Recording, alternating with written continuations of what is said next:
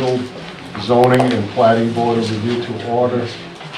Mike, could you call the roll, please? Be happy to, Mr. Chairman. James Manning. Here. Anthony Brunetti. Here. Joseph Taglia. Here.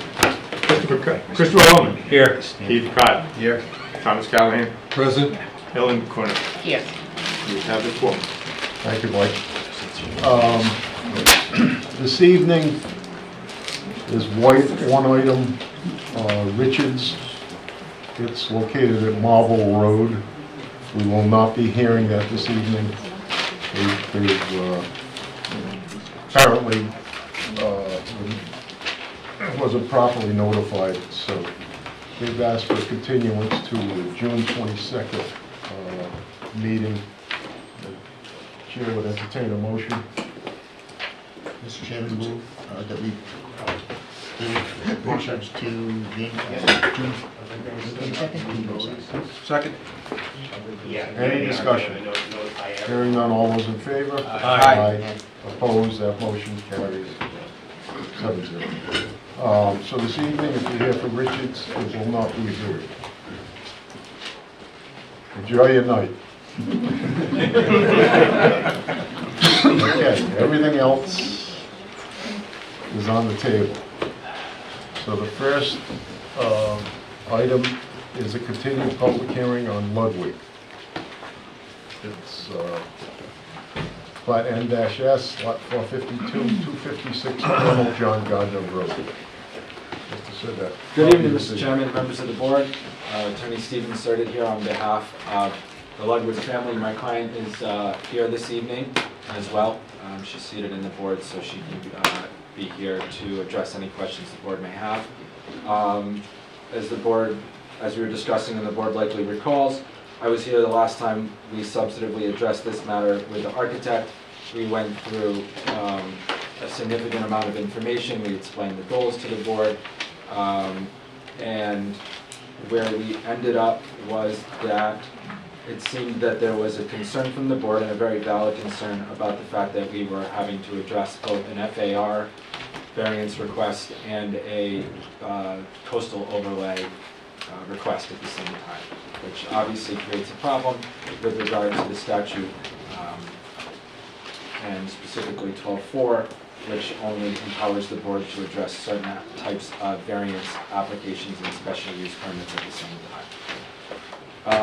In researching, going through the details of this file, this property has been issued a number of variances, building permits, and other changes and requests that have been made to the town over its history. Back in 2008, there was a special use permit issued. That special use permit granted the right to build the existing deck, which I'm going to call exterior dining space right now, as well as the enclosed porch, or covered porch, which is currently there as well. So the board is savvy enough to probably see where one of my arguments with regards to this is going. What we are one of our arguments is that the changeover from exterior dining space to interior dining space, and I know your solicitor addressed this at the last time, is inconsequential, and that area as a deck space, impervious space, part of lot coverage, part of the footprint of the property has already been approved and is part of your special use permit and coastal overlay district that was previously approved in 2008. So I will put forth the argument that we don't need a special use permit, or we don't need additional relief under the coastal overlay, because we've already been granted the right to occupy that space, to put impervious materials in that space, to put roofing in that space, and then to occupy it on multiple floors, both the enclosed porch and the existing deck space. And thus, we would only need relief under FAR, which would allow you to do it under your dimensional relief standard and more than a mere inconvenience, which I believe we established at the last court. We put forth a significant amount of evidence regarding that, regarding the applicant's desire to change and what those goals are, which we can rehash if we need to, but I know you have a busy agenda, so I will do my best not to do that. I will also remind the board that, in that vein, that my client, while having owned the house for a significant period of time, is now living here full-time and intends to use this essentially as her family, both her living space as well as her family's gathering space, which is why the need for this changeover from an exterior dining area to an interior dining area is before the board and requested. So that is one of my positions. The other position I have, if you don't believe that that is something that you can grant relief under, the idea that we've already been granted a special use permit that allowed us to occupy a large portion of this space and utilize it for interior and exterior activities, both with the covered porch and the existing eating space that's in the form of a deck, that you grant us relief to cover that deck and to add on the second-story deck, and not the FAR relief, but just the coastal overlay district relief, coastal overlay and/or special use permit that staff suggests we need. That would allow us to construct the second-story deck, which again is inside of the existing footprint, inside of existing impervious areas, and thereafter be able to better utilize that space. We would not need an FAR relief because we would not be allowed to be turned into interior space at that point. It would just be allowed to be covered. So I'm open to questions the board has, thoughts, concerns the board has. Additionally, if at some point in time FAR is no longer applicable, the granting of that special use permit would allow my client to move forward without having to come back to this board for FAR relief, because it is inside of all the setbacks. It is inside of the building envelope that we're proposing. We're not asking for any setback relief. It's simply the FAR relief, and if we didn't have the coastal overlay district, I think we've established that it's a very small amount of relief. It's not an additional bedroom, not additional bathrooms, not anything that even could be closely construed to that. It's adding on to a dining area of the home. So those are my thoughts after spending a lot of time on the regulations and reviewing the different options and the different concerns that the board expressed last time we were before. So Mr. Sadet, your second option is to Grant us just cover that area? is to cover that area and construct the second-story deck over that area, which would allow my clients to better utilize it as dining space, because then they're covered, they're protected from precipitation, rain, snow, etc. It's not as good, obviously, as full-blown interior climate-controlled space, but it is a step in the right direction for my client.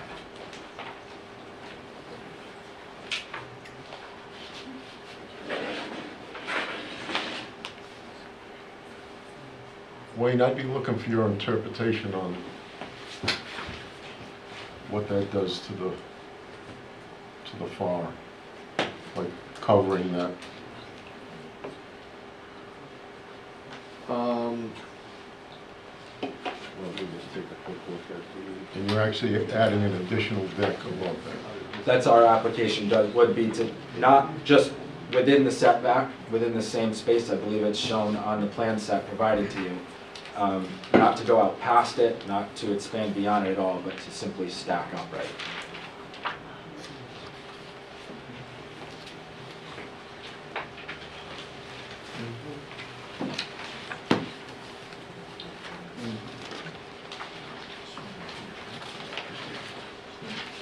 Jill, you have some thoughts, I can tell.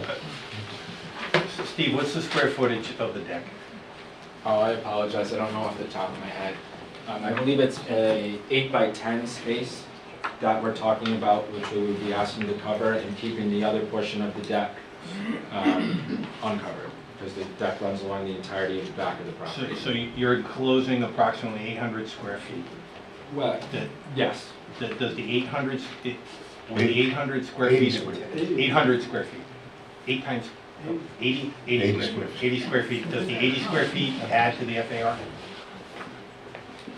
in my position, without it being fully enclosed and heated and cooled and all of that stuff, it would not. It would just be porch.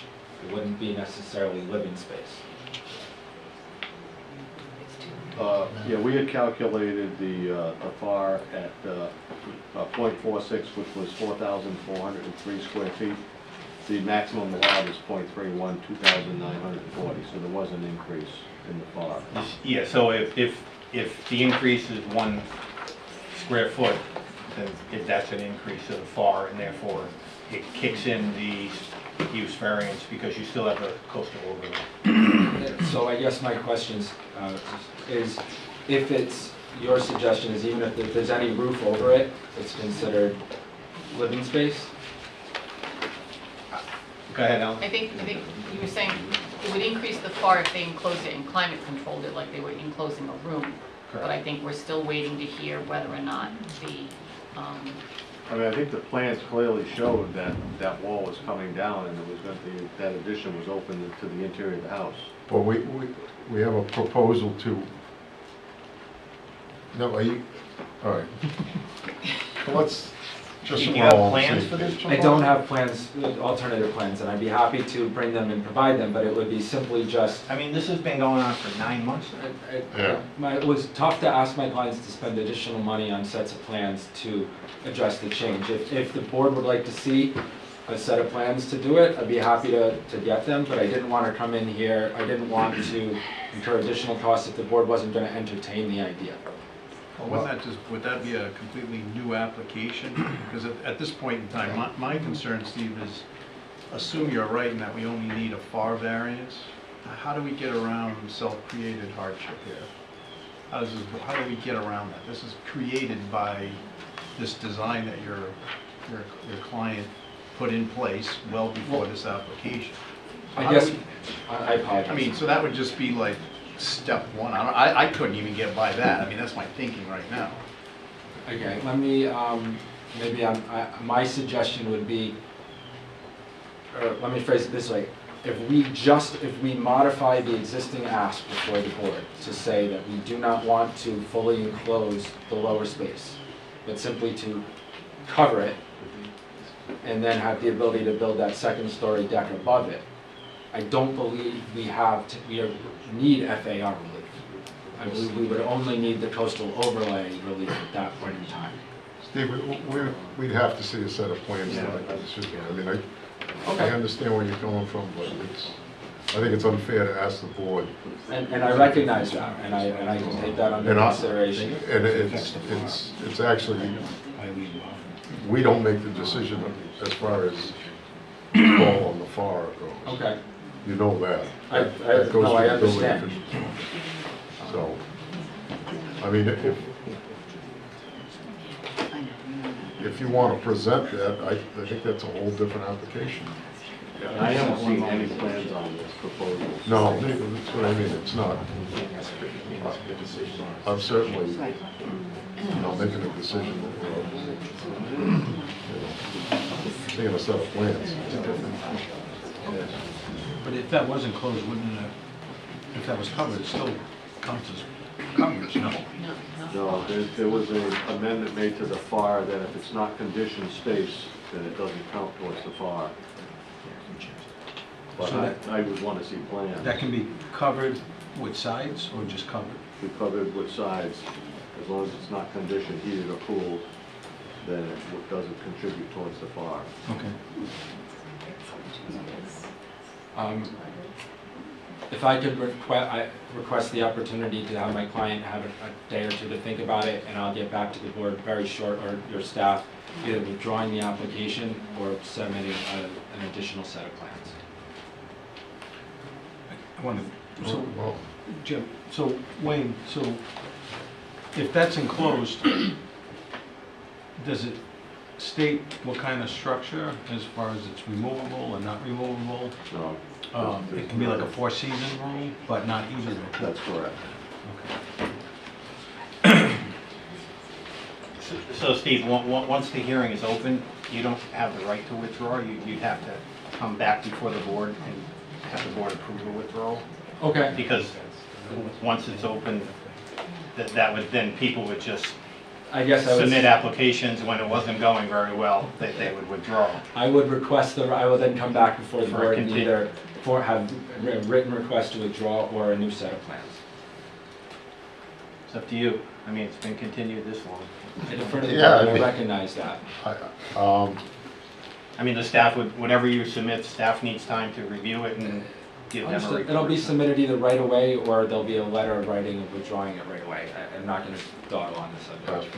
All right, I'm comfortable with that. I don't have an issue. I mean, we've gone this far with it. Let's see it to the end, so. Should we continue it to the June? Or we- Regular June meeting, Mr. Chairman, or the Oh, special well, June we've got meeting? that special meeting, right? You do. I won't be here. Hmm? I won't be here for that special. Everyone else here for the What's special the date meeting? of that again? I know you gave. June us- 26th. That's a Yes, special meeting. Mr. Powell, you said you were Yeah, available. I said I would. All right, Chair would entertain a motion that we move this public hearing, keep it open and move it to a date certain of June 26th. So moved. Correct. Second. Any discussion? Hearing none, all those in favor? Aye. Opposed, that motion carries 5-0. Thank you, Mr. Chairman, members of the board. Welcome. Have a good evening.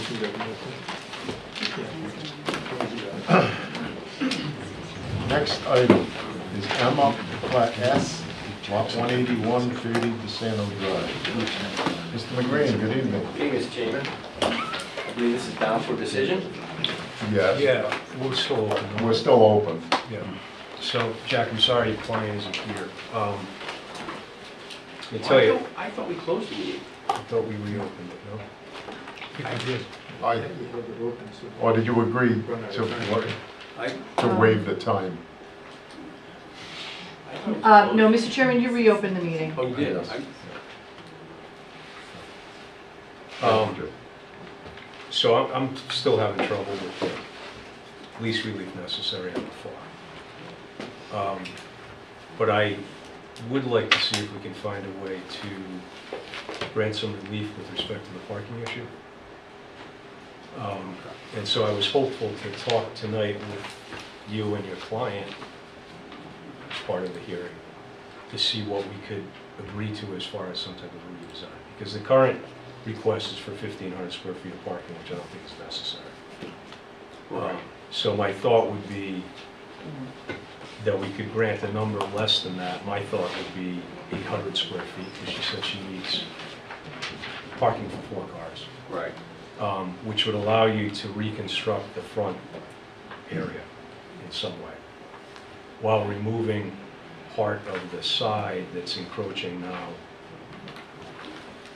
when cars are parked there on the neighbor's property. Right. And I know we had some discussions along those lines, but I don't think I can make a proposal to remove part of that side parking without your client's consent. Right. Well, I know her major ask and what she's looking for is the FAR relief. Obviously. So I think the parking is almost academic if she doesn't get the FAR relief. Okay. I'm sure that's what she would say. Okay. I thought that might be the case. Yeah. I don't see that we can, at least I can't get past least relief necessary as far as the FAR is concerned.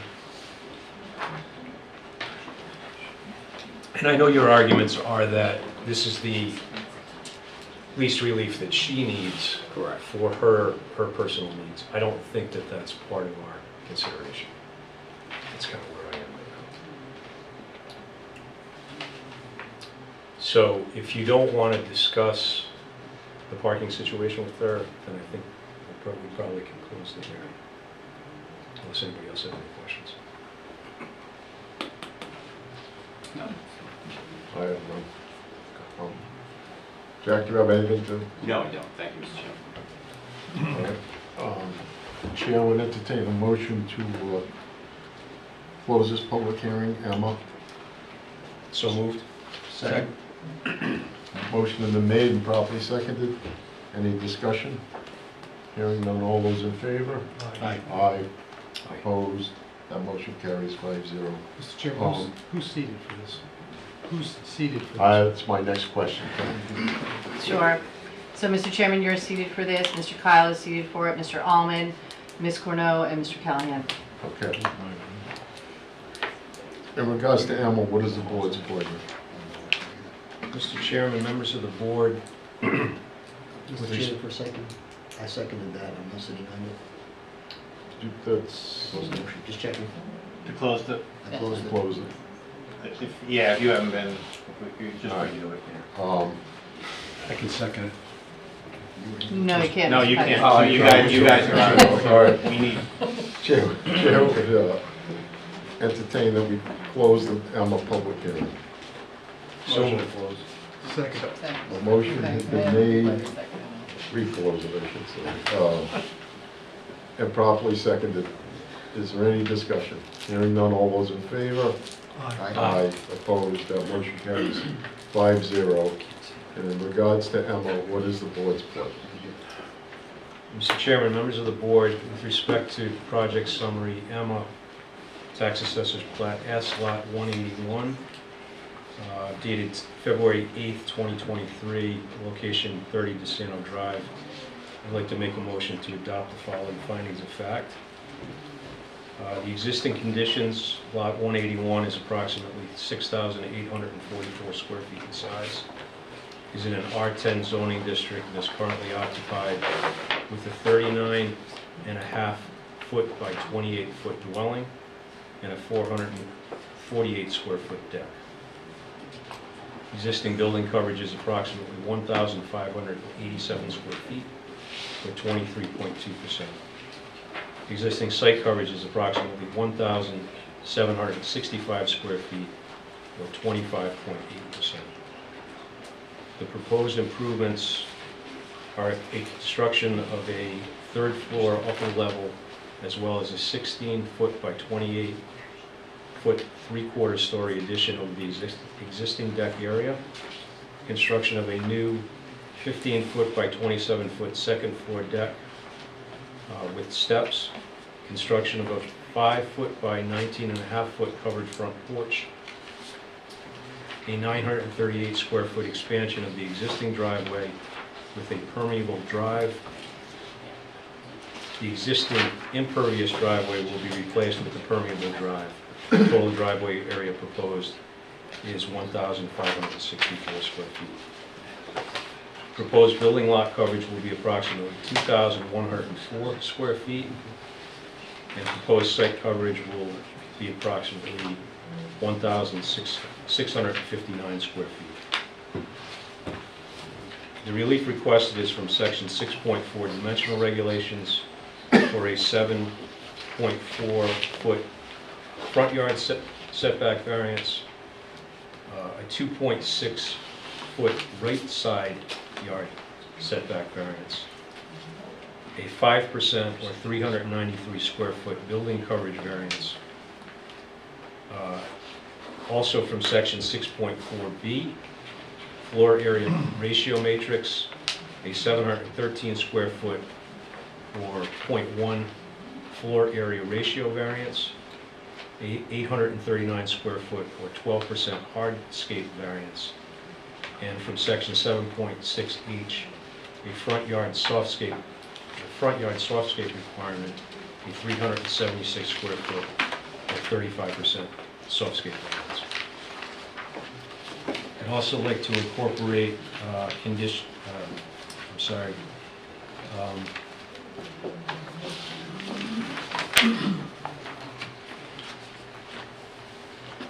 items A through I of the project summary. In addition to the above, I'd like to incorporate the information submitted as part of the application and testimony of the following individuals who spoke as representatives and experts of the applicant at the February 16th, 2023 and March 23, 2023 public hearings. Jack McGreen, attorney for the applicant, presented the application. He explained the purpose of the project is to create additional living space for the applicant and her parents. Karen Emma, who is the applicant, who explained that the property has been in her family for 55 years, and she's looking to create additional living space for her family, including her elderly parents and 15-year-old son, and is also looking to redesign and expand the existing driveway for convenience and safety reasons. Ms. Emma testified that the proposed design was necessary to accommodate the creation of a first floor bedroom for her parents on the same level as the kitchen and living area. At the March 23rd public hearing, Peter Basio, the architect for the project, testified and was recognized as an expert in architectural design. Mr. Basio presented a project redesign that met the floor area ratio requirements. He testified that while the project could be redesigned to fit within the permitted floor area ratio, such a redesign would require that all bedrooms be located on the second floor and would not meet the applicant's needs. During the public hearings, no proponent spoke in favor of this application, but the following witnesses testified indicating that they were neither in favor or opposed to the application. Harry Eknayan, the next door neighbor to the north of the property, corroborated Karen Emma's testimony related to the parking issues at the property and in the street. Linda Eknayan, Henry's wife, also corroborated Karen Emma's testimony related to the parking issues at the property and in the street, and described the narrowness of the existing driveway which runs between her house and the subject property. She indicated that it is virtually impossible for anyone to use the existing driveway without trespassing on her lawn, and expressed a desire to have it removed. The planning board found this application to be complete and in conformance with the comprehensive plan,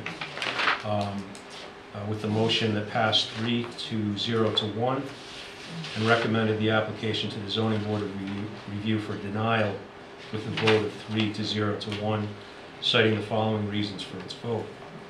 First, that the project is not in compliance with all applicable development and performance standards. Second, that it is not compatible with surrounding land uses, nor does it protect adjoining properties from adverse impacts. And third, that there is not adequate screening or buffering, and there are alternatives to the proposed project. That completes my findings of fact.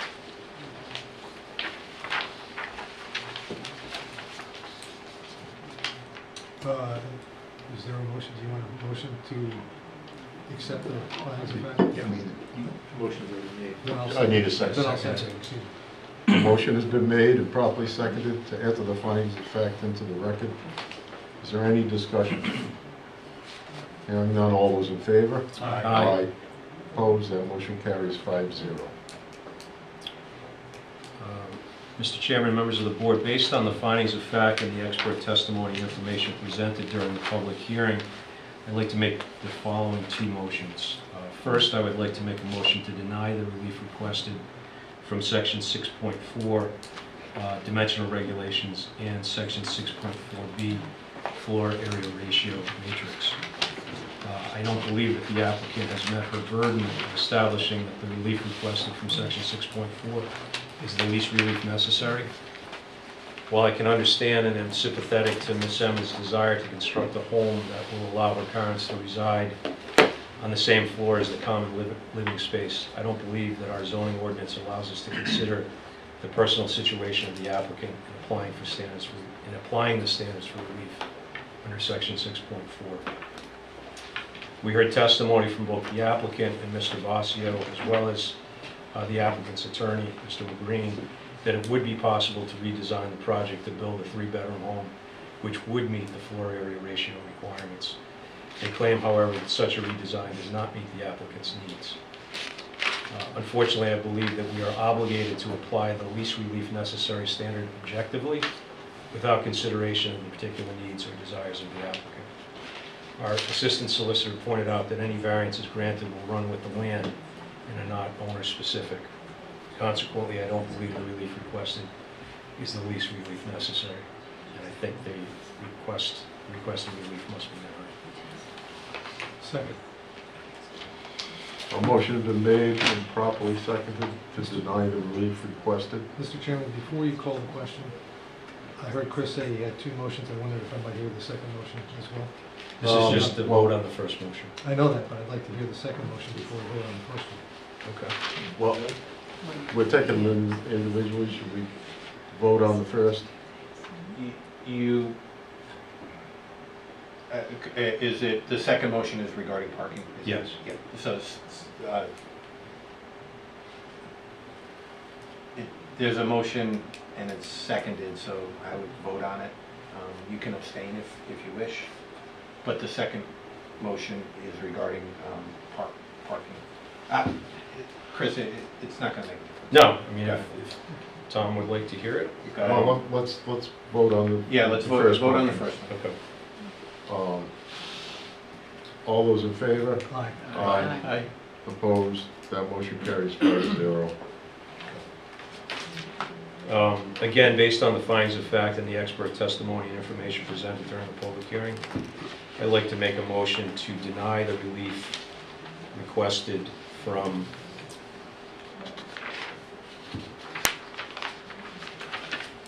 section 7.6H, front yard softscape requirement, which was requesting a 376 square foot or 35% softscape variance, and the 839 square foot or 12% hardscape variance. The reason that, although I'm sympathetic to the parking situation, the current proposal requests 1,500 and change in square footage of parking. It's a 3-bedroom house. I think it's 1,564 square feet total.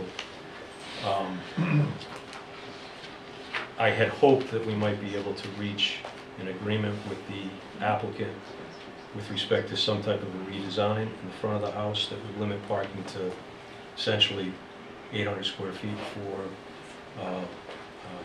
the 3-bedroom house. We were unable to do so, so I think that we need to deny the requested relief, because otherwise they're going to have 1,500 square feet of parking, which I don't think is necessary.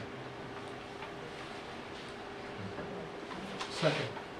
A motion has been made and properly seconded to deny the relief requested in regards to the hardscape variance, softscape variance, and the parking situation. Is there any discussion? Hearing none, all those in favor? Aye. Opposed? That motion carries 5-0. Thank you, Mr. Chairman. Thank you, Jack. Good luck tonight.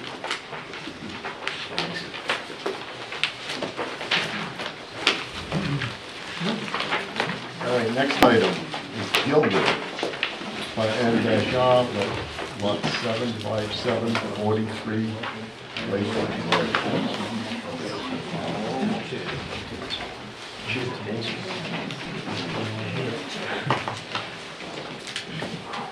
Good evening, Mr. Chairman. Patrick Doherty for the applicant, Buildings. I'm happy to report that we don't have any relief requested under the FAR ordinance. And I think this is a fairly straightforward application. Just to get things kicked off, I would like to comment that we have no objection to the conditions that were stated in the staff report from the outset. This is a request for a rather limited amount of relief, and it's in a couple of overlay zones. It's originally this was unanimously denied for its approval by in an advisory opinion by the planning board. Substantial changes were made to the plans to scale down the proposed improvements. Staff has reviewed those, and those are included in the staff report, the updated one. But I would like to provide an additional set of plans with the last revision date of May 17th, because there were issues with discrepancies in the calculations. I don't think that they were a problem. In fact, were lower than what we had anticipated before. And because these were not able to be submitted within 2 weeks, I just informed my staff that we should submit them in person, 3 copies. Fine. Thank you. Thank you, Mr. Dodd. And as I stated, there's no major changes to those, to the plans and those calculations. And I have Jeff Balch who will explain all that in detail. And in the interest of moving things forward, I'll just do a slight recap because you're going to hear the same things that I would say from my expert witnesses that are here to testify this evening. In summary, we're looking for, my clients are looking to do an 8-foot by 14-foot 3-story addition with a 2-foot by 24-foot pergola to the front of the dwelling. The purpose of the addition, which was scaled down, it used to go extending the entirety of the front along Lake Road.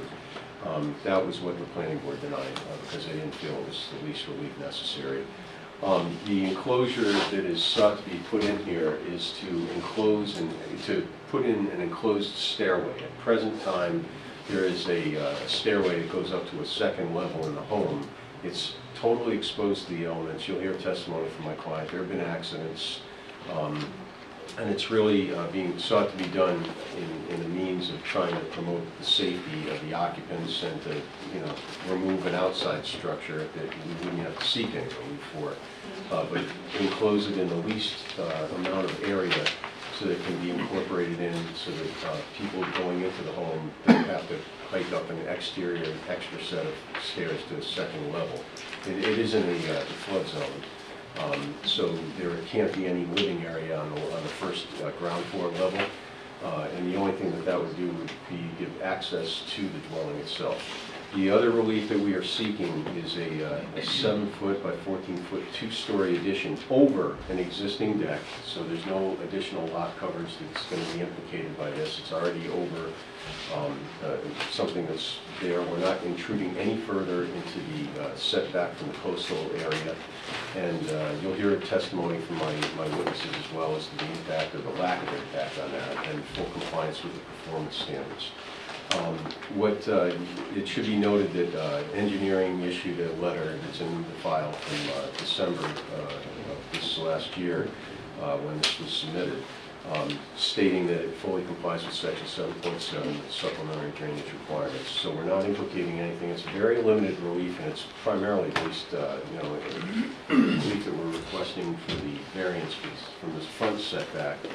It's just a minute amount.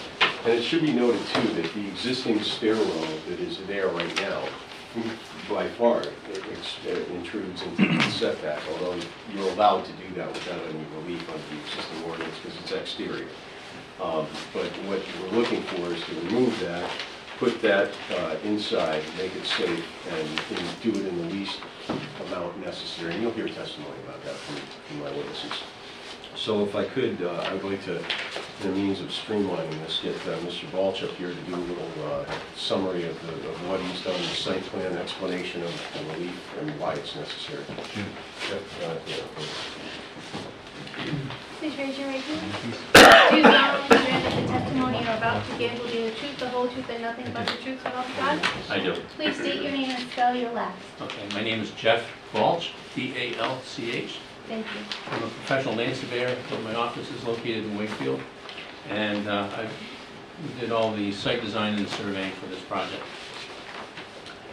In summary, as Patrick has described, they're doing a small addition on the front of 8 by 14 to enclose a set of proposed stairs and remove the existing stairs that are on the left-hand side of the house. The variances that are required is a dimensional variance from the front property line.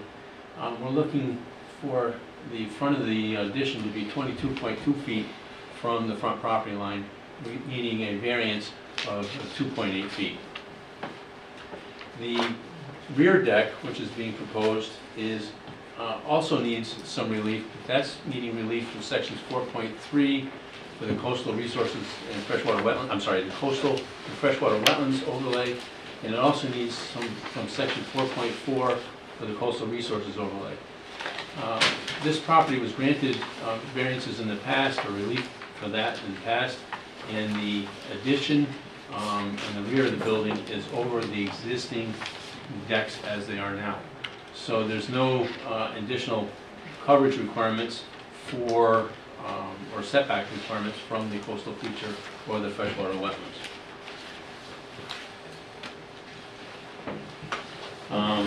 Jeff, could I ask you to just explain to the board the need for the submission at this time of the updated? Okay, sure. Thank you. We just dropped off the plans this evening that we just gave you. We found during our preparation for this that we had miscalculated some really minor numbers within the coverage tables, and we've corrected those.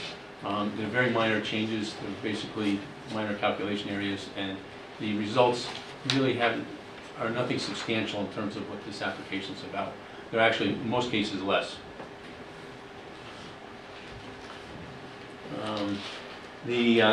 So Jeff, Yeah. Jeff, do you have the,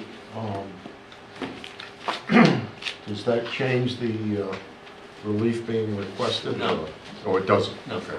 Your numbers haven't changed, just, No. So, Mr. Chairman, the numbers in your report are reflective of the correct numbers that Mr. Walsh has submitted. okay. Thank you, Joe. So everything substantially is the same, except we really correct some numbers in our calculations. The new stair addition, as we said, will be 8 by 14 in the front of the building, and that is going to be 98 square feet. I'm sorry, it's 104.7 square feet. It'll replace an existing porch and exterior stairs, and so the net result in the front of the building is just adding 7.3 square feet of space by the time we remove the exterior stairs.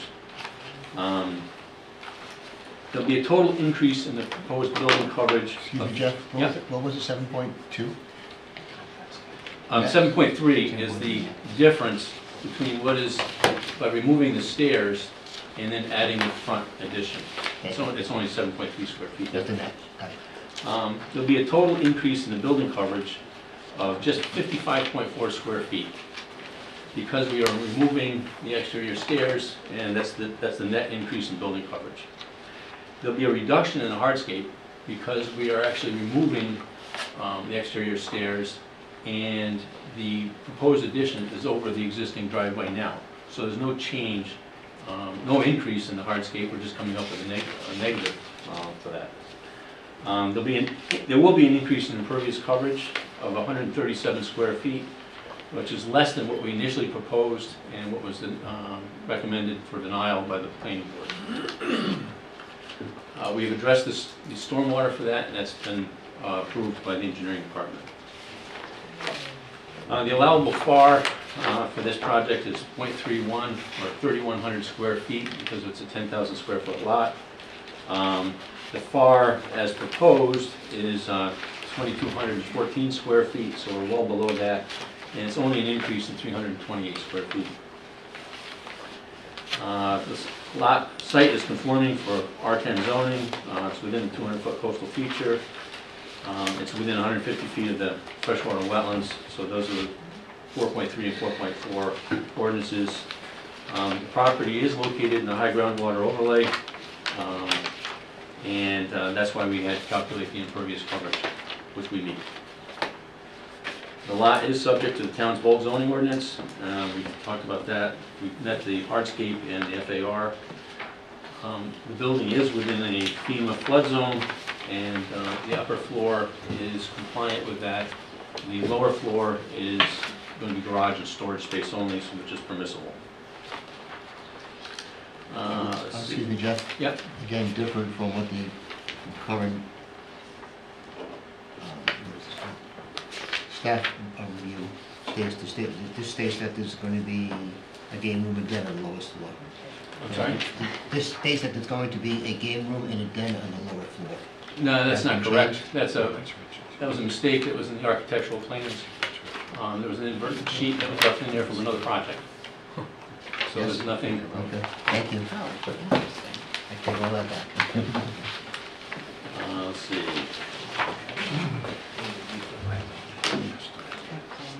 We meet the required parking. We have 600 square feet of parking for 3 bedrooms, plus there's the additional parking spaces inside the garage.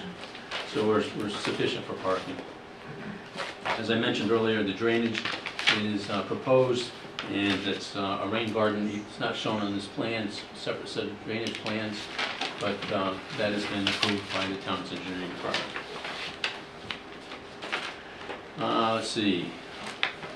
Really, from what's being proposed, this really isn't much of a hardship because of the area. It's just because this building is located directly, almost directly on the front property line, so there's no place for them to construct an addition. So it's going to require a variance, and it's unique to this site. There's no place on the site to threaten me out. As I said, the house is fairly close to the front setback. There's no hardship from the result of the prior action of the owner. The owner has purchased this property. The house is located here already. There's no, they purchased the property recently. The house was built several years earlier, so they didn't contribute at all to the situation. Let's see. Yes, the relief really is the minimum necessary. The new stair entry is small. It's required for the minimum amount for that stairway and the entry, and there's nothing more that can be done. Can't be made much smaller. So this is pretty small already. If this isn't granted, it's going to be more than a mere inconvenience because they're going to have to continue to use the exterior stairs. And there was discussions at the planning board about moving the stairs inside and using it within the same existing footprint, but that would be a really significant change for the owner. They would have to reconfigure the inside. They would lose approximately 10% at least of the floor space, and they would require major structural work inside. So if they aren't granted this relief, they're left with the exterior stairs, and there's no really other alternative that's reasonable.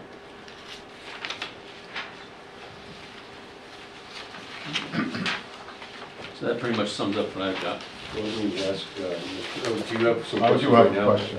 Sorry. Jeff, the existing stairs, do you have a dimension on those?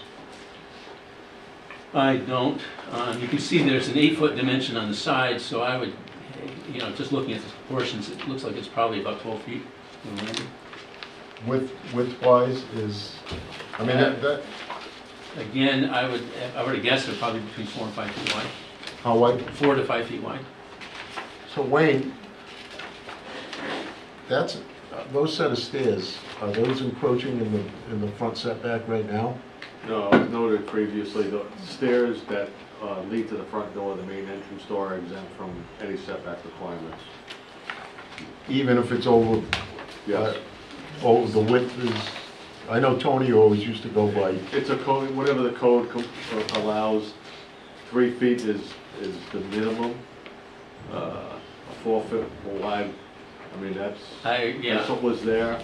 So evidently it was looked at and permitted back then Okay. and okayed. okay.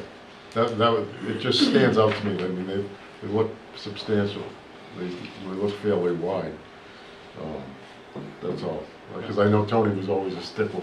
He'd go like 42 inches and that would be it. Yeah. So, okay. That answered my question. Thank you, Jay. Mr. Dowd. Thank you. Now, Mr. Balch, have you had the opportunity to look at the performance standards that are contained in sections 4.3 and 4.4? Yes, I have. All right, and those are primarily dealing with protection of the environment, making sure you're not going to impinge or infiltrate any unnecessary runoff into coastal waters and Correct. things like that. Is there anything that you have determined that would impact in a negative fashion, or rather, it would fail to comply with the performance standards that are set? No, I don't believe so, and I included a letter as part of this application where I addressed those standards in 4.3 and 4.4. As I said, the proposed building or the addition on the back is already within the developed portion of the building in terms of the decks. So it's just squaring off the corner. So it's not getting any closer than what's already been approved for this building. And there will be any increase in runoff towards the coastal? No, we're addressing that under the stormwater with the drainage that we've shown. It's not, again, it's not on this plan, but it is on a drainage plan, So, and it's been approved by the So- engineering. so based upon your review of the site plan and the performance standards, is it your opinion that this will comply, and your letter you submitted already, that it will comply with Yes, I each do. and every one of the performance standards set forth in 4.3 And and 4.4. Thank you. Any further questions? Thank you, Mr. Balch. Okay. Next up, I have Mr. Ed Pimentel. Do you solemnly swear that the testimony you're about to give will be the truth, the whole truth, and nothing but the truth, so help you God? I do. Edward Pimentel for the record. P as in Paul, I-M-E-N-T-E-L. Thank you. And Mr. Pimentel is very adept at explaining and summarizing the report that was previously submitted. In the interest of moving things along, we'd rather doing question and answer, if I may have him testify in there. That's fine, Mr. Doherty. Thank you. Yeah, Mr. Chairman, actually, to get right to your initial question was the last question. So section 7.6 subsection B of your regulations, or the town's zoning regulations, states, and I quote, "The required landing, stairway, or entrance porch for a dwelling may project into the required front yard the minimum dimension required by the state building code."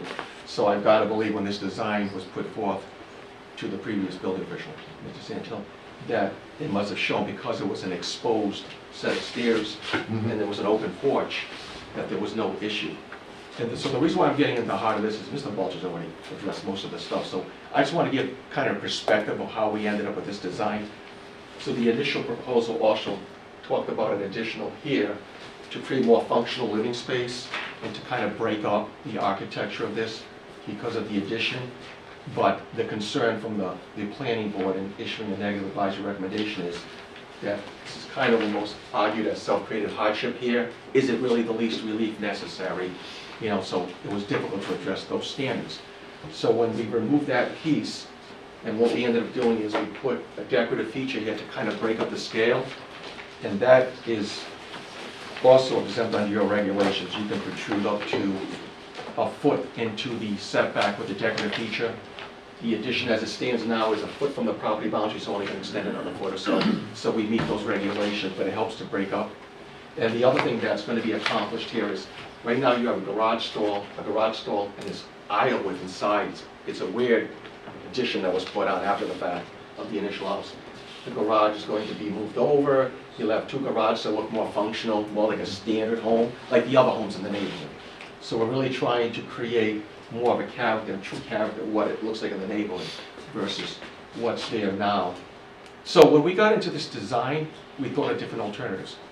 Do we enclose the existing stairs? But the minute you enclose the existing stairs, that becomes a setback issue that protrudes several feet into the front yard. So that is not the least relief necessary. And the look of it was absurd. So, and then trying to completely integrate it, as Mr. Balch, and working with the architect too, was the structural modifications that have to go inside, definitely, in my opinion, would raise to the argument of beyond a mere inconvenience to try to accomplish that. So in redesigning this, we came down with a 2.8 foot, approximately 3 foot deficiency or deviation to enclose the stairs. Something that's kind of the norm in the neighborhood, and something that, quote, as this board knows, when you seek a variance, it's about the public health and welfare and safety, right? So that was the thinking behind, and we ended up, like I said, in our opinion, professional opinion, is reducing the previous proposal, so now we can argue seeking the least relief necessary. The relief that we seek, we feel, is a feature that definitely needs to be addressed from a public health and safety perspective. We believe it is the least relief necessary. We believe it is in character. Now it would be more so in character with the neighborhood. And none of these were the result of this applicant. The house was built almost to the full extent to the northwest corner of the building envelope. If you go back to the site plan, the dotted line is there showing the building envelope. Look at the area. That's the stairs are here, and the house has been pushed. It's a pre-existing condition. The applicant wasn't responsible for this, but this is how now what we need to deal with and address. So we don't feel it's also created or resulting from any actions of the applicant. And finally, I did go through the comprehensive plan. The comprehensive plan doesn't get that deeply into these types of improvements, but I thought there was an interesting quote. I thought it was applicable. And it says that The goal, Housing 2, is to protect the unique character of Narragansett's neighborhoods, and the policy to accomplish that goal says support residential expansion that is sensitive to the surroundings and does not negatively impact the neighborhood's character. We think actually the improvement is going to bring it more into character. I also did a walk through the neighborhood. I looked at it visually, and then I went to each individual home, and I took some photographs of some homes that they could be maybe pre-existing, I don't know, but they look pretty close to the property boundary, literally surrounding this, so I don't think it'll be out of character. I don't think anybody's even going to recognize that this is encroaching 2.8 feet into the front yard, regardless. So it's my professional opinion, not to be redundant or repetitive, but we are preparing a record, right? Yes.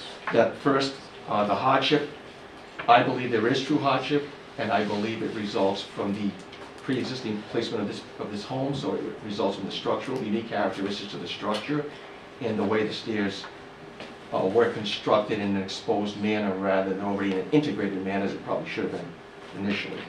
Number 2, will not alter the general character. I did do a comprehensive plan, except a couple of quotes. I did an analysis of the neighborhood. I don't think it's going to impact either the neighborhood or the comprehensive plan. We have redesigned to, in fact, now seek the least relief necessary by getting rid of the addition. And finally, like I said, and Mr. Balch also argued, that if we have to come up with a design that absolutely comports 100% with all the dimensional setbacks, it'll be infeasible. It'll be structurally infeasible. It'll be economically infeasible. It can't be accomplished. So in my humble opinion, I think we do address all of the requisite burdens, and this board can feel comfortable in issuing the appropriate findings in support of the relief. If I may just ask a few more questions to complete the record. Mr. Pimentel, is it your opinion that the granting of special use permits will substantially serve the public convenience in Rockville? Yes, the arguments for the granting of the special use permit were in line with the ones for the burdens for the variance. Okay. And with regard to the granting of the special use permit, is it the proposed use and improvements to the property will not result in or create conditions inimical to the public health, safety, morals, and general welfare? No, and in fact, as Mr. Balch very eloquently stated, we've maintained all the improvements already on existing impervious surface, so we're not contributing to any more of the hardscape, to hardscape or increases that would be outside of the regulations. We were very sensitive to that. We are going still to maintain in excess of 71% of this property in green state. And with regard to the proposed improvements, is it your opinion that it will not substantially or permanently injure the appropriate use of the surrounding property? No, not at all. I think, in fact, visually, I think it'll be more in kind with the character that neighborhood is. But the garage is the way they lay it out, and just odd. That's all I can say. I have no further questions, Mr. Pimentel. I don't know if the board does. Any questions, Mr. Pimentel? Thank you. Thank you. All right, and I would like to call David Gilden to ask him a few questions to just seal it with all the standards here. Please raise your right hand. Do you solemnly swear that the testimony you're about to give will be the truth, the whole truth, and nothing but the truth, so help you God? I do. Please state your name and spell your last. David Gilden, Gilden. Thank you. Now, Mr. Gilden, are you proposing to upgrade improve your property through the designs that have been placed before the board here tonight for the purposes of realizing any greater financial gain? No. Okay. And have you, in fact, been witness to accidents happening as a result of the use of the stairway in wet and freezing conditions? I've seen one. Unfortunately, a friend of mine managed to fall down a few flights of stairs because it was raining and it's exposed, and he went right down. I've tried it once and I caught myself, but other than that, I've not seen any other accidents. And with regard to the proposed improvements, are you planning on spending more time in this residence? Yes, so our plan, we bought this 3 years ago, signed the purchase and sale agreement the week before the pandemic hit. We bought the house, we live here 6 months out of the year. We just moved down for this season. Our game plan is that as soon as we can go ahead with this project and finish it up, then we hope to be moving down shortly thereafter permanently. And you're not getting any younger, as I am not either, correct? And do you feel that this, yeah, do you feel that this will be a safer means of ingress and egress? Absolutely. I have nothing further. Thank you. Any questions of Mr. Gilman? Thank you. Thank you. Mr. Chairman, members of the board, that concludes our presentation. You've heard the testimony from my experts addressing each and every one of the criteria necessary that were set forth in the ordinance and also in the staff report. This is a considerably scaled down version of what was presented before the planning board as well. We feel it is the least relief necessary. It doesn't negatively impact any of the, or it doesn't fail to meet any of the performance standards set forth in section 4.3 and 4.4. There's no further intrusion into the setback. Everything is, except for the front one, the 2.8 feet, which is, we believe, the least relief necessary. In terms of the coastal feature, you're not getting any closer. The relief is already previously granted. There's no variances required whatsoever from that, as noted in the staff report.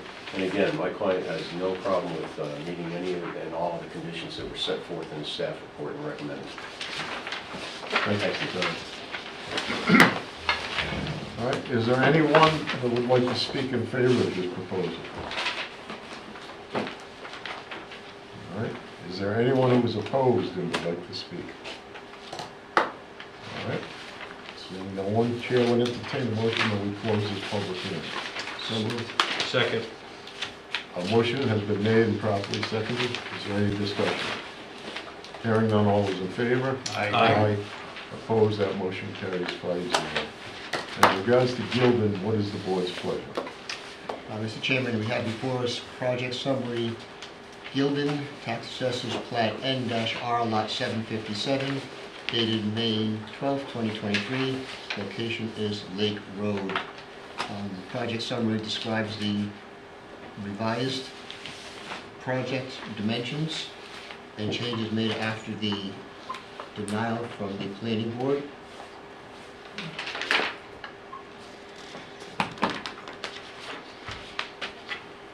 The project is, the applicant is requesting to construct an 8x14 three-story addition with a 2x24 pergola in the front dwelling and a 7x14 two-story addition over an existing deck.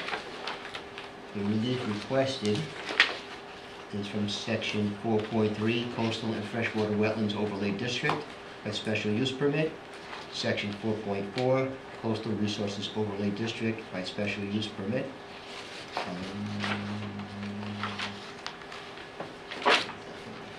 And section 6.4 dimensional regulations for a 2.8 foot front yard setback variance.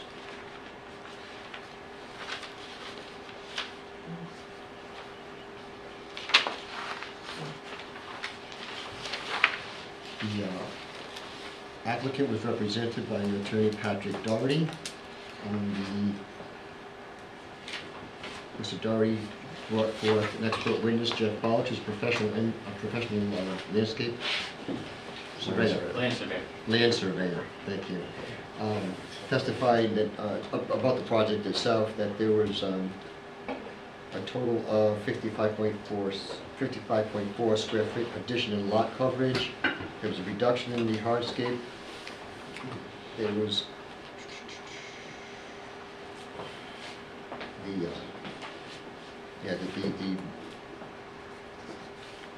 less than the previous requirement, 137 square feet less than what was previously required or previously proposed. There's no FAR issue. It's at 328 square feet increase, but still below FAR requirements. Meets parking requirements. In addition, we have parking spaces in the garage.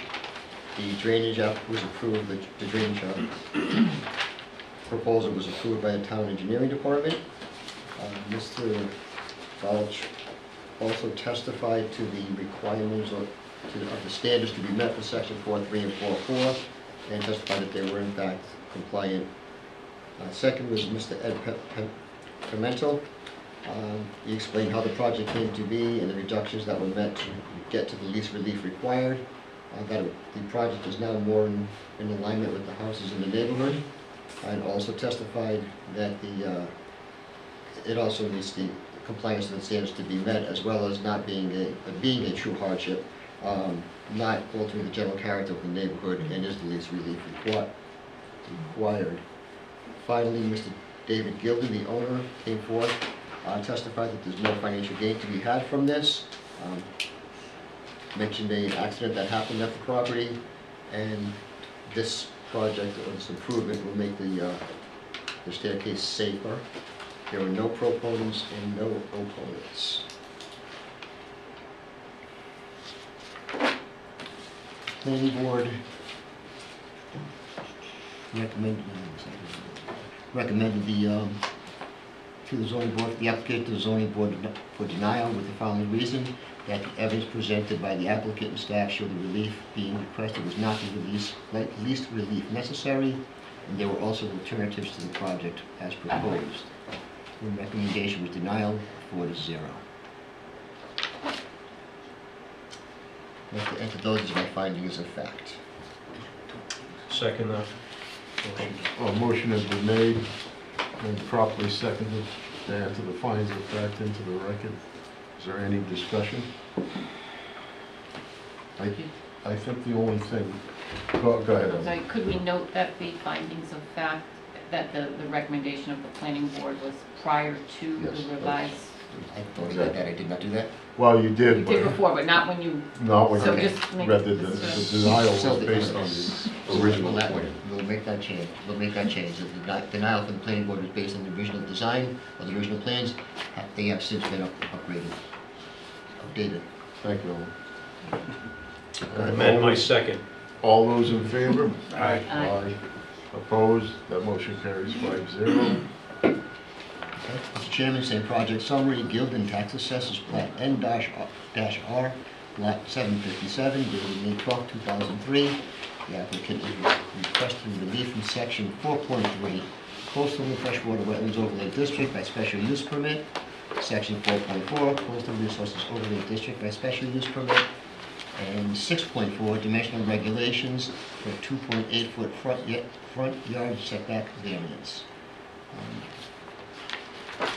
Mr. Chairman, my motion is to grant the relief requested based on the fact that there's been a significant reduction after denial by the planning board to come much closer to the standards, the zoning standards. The motion, John, I'm going to strike one. Motion would include staff conditions 2 through 9. Mr. Gordon, testify your opinion on that.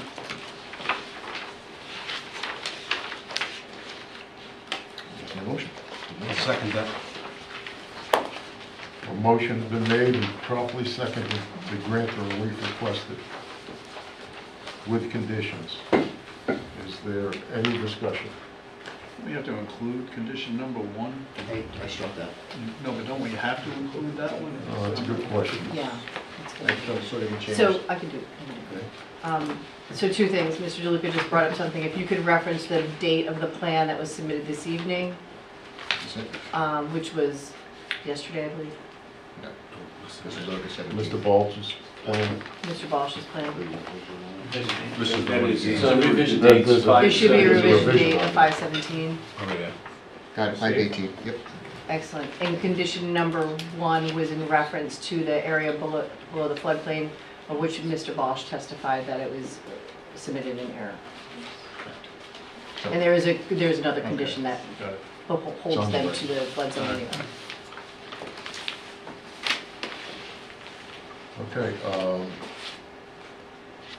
all those in favor? Aye. Aye. Aye. Do I have to Opposed? amend, do I have to amend my second? No. Opposed? That motion carries 5-0. Thank you. Good luck. Thank you. Good luck.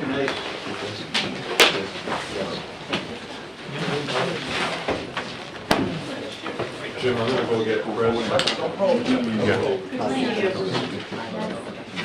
Good night. Whatever you have to say. Is that possible? Do you want to take, just before we start? Sure. All right, we'll take I'll take take a that. short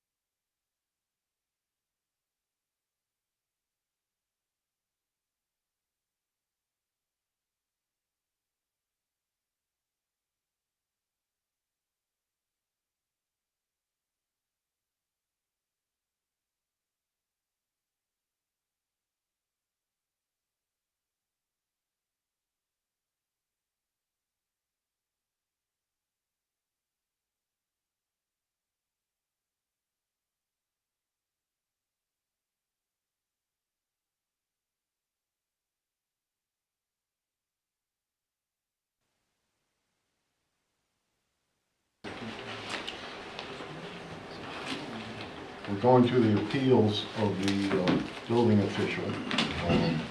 Steve, how would you like to handle this? Do we want to? All right, so, a couple of things. In my opinion, you're the So now I'm chair. looking for your opinion. All right, I think that the first step would be for Mr. Zangari to put forth his initial case on Rinaldi. So all 5 were opened, but yet we didn't hear Rinaldi because of the applicant's request. The owner wasn't available. I don't see owners here tonight, probably for good reason, but I think Mr. Rinaldi, I think Chris should go first. We should hear the building officials, or Chris's presentation from the building official on that one. That'll put all the applications at the same spot, and then we can hear any response on Rinaldi, and then take the legal issues after that. Okay, that If- seems if reasonable that's to me. Yeah. And Ellen, I know you're... Yeah, may I just repeat that I do need to recuse from all of these duties? Yeah, so you can step away, go home, whatever you wish. I can go home? Yeah, you can You if you'd actually like. can. Don't feel judged. You just don't get paid. What's that? Hey, not bad. Jim, is Rinaldi a relation? No. Spelled differently. Christopher Zangari, representing the building official for the town of Narragansett. Wayne Pimental, building official for the town of Narragansett. Last name is spelled Pimental. Do you solemnly swear that the testimony you're about to give will be the truth, the whole truth, and nothing but the truth, so help you God? I do. Thank you. Your position with the town, Mr. Pimental. The building and zoning official for the town of Narragansett. And are you familiar with this document? Yes, I am. That is the rental registration for 45 Sylvan Road. And who's the owner of 45 Sylvan Road? John and Sandy Rinaldi. Give a copy to the board members. Are we marking this? Yes. Yeah, this would be, know where are we?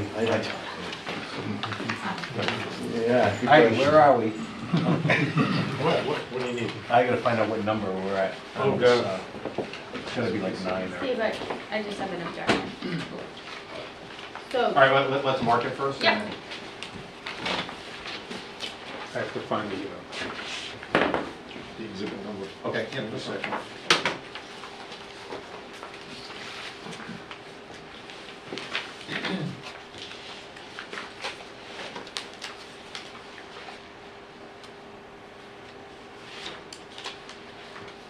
And there were 2 running, I think. Okay, so I'm looking at, there's nothing in Rinaldi that's already been given a number, so I guess. Yeah, but Would that be separate? we opened everything at once, so... 7. Town Exhibit 7. Okay. So that would be as to, that would be as to all. As to also do Exhibit 7. I'll go with that. You know it's 7. What's that? 7, go with start with 7. Because you did 2 for each one, right? She must have a master it's like, 4 was police reports, a couple were. 2 were for BTRI, the rest were 1. If I recall correctly. I don't have them in the individual files, so you might have a separate Yes. exhibit list, but I can't find it. Right there? Right here. Yep. Hang on, I did find them.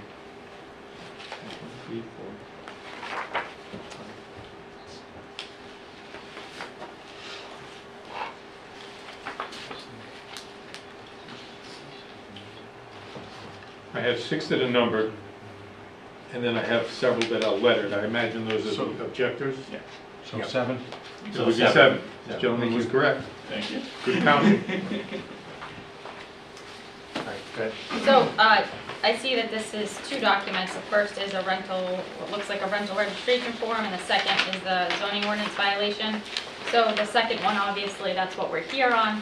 The first one, we're here under 452464, which is limited to the certified record. We did request the certified record in this matter. It does not include this document. I'd be happy to give you a copy of what we have as a certified record. So I would just say this is outside the scope of what's before you. And that's my objection to the first page. The second page, can you identify that document? Yes, that's my notice of violation dated November 23rd, 2022.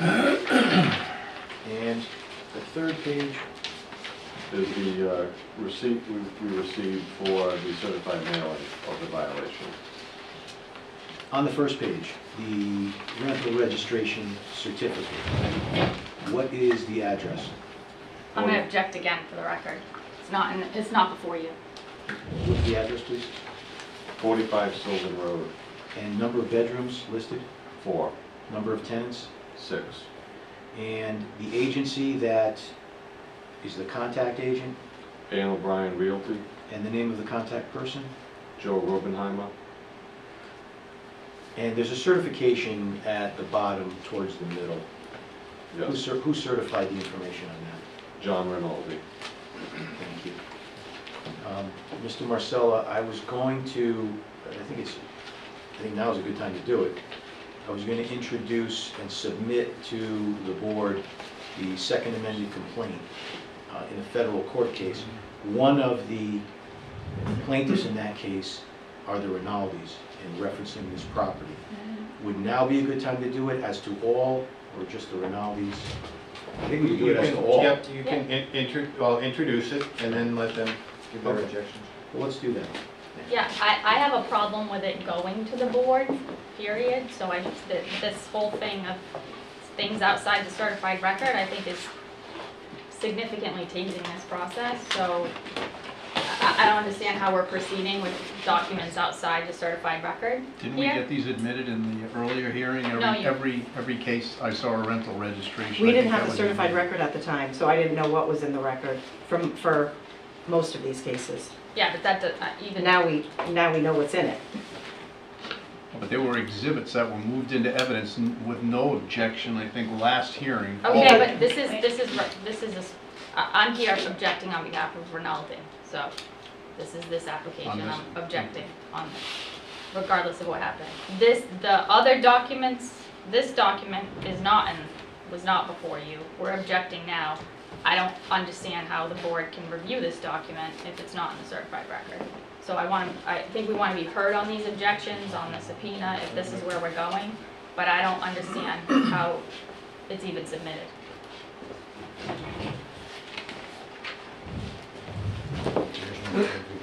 Is he Is giving this, it? No. so what, Yeah. what's the plan?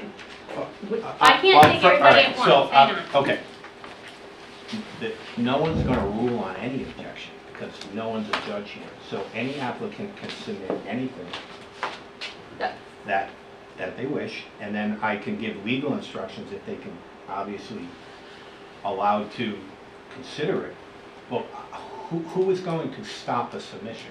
Well, you should be stopping a submission because this process is based on the certified record. We now have a tainted process and we'll go forward with that, but we've got 4 lawyers here and the clock is running and so we just introduce anything, I guess, in front of you. And that's in violation of the statute, so if that's where we're going, that's fine. Can you explain, Steve, what certified record is she referring to? So in other words, whatever the building official, I think that in my opinion, ancillary evidence can go into effect. Whatever the building official has in their possession at the time that they make the complaint, notice of violation, they're supposed to transmit that to you as part of the original record. So the statute says, to be clear, appeal shall be taken. The officer or agency from whom the appeal is taken shall immediately transmit to the zoning board of review all the papers constituting the record. Hold on, slow it down. Sorry, constituting the record upon which the action appealed from was taken. That's what's in front of you. And I have that. And I can tell you what's in it are 2 complaints, the zoning ordinance violation, and an email. And that's certified by the town. So that was the original package. The original package, correct. For Rinaldi or for everybody? For everyone? I have them for everybody, but we're just talking about Rinaldi right now. Correct. All right, well, Steve, let me ask you this. Irrespective of whether this document is admissible or not before us, can someone testify as to the information that's in a public document that's available in the town of Narragansett?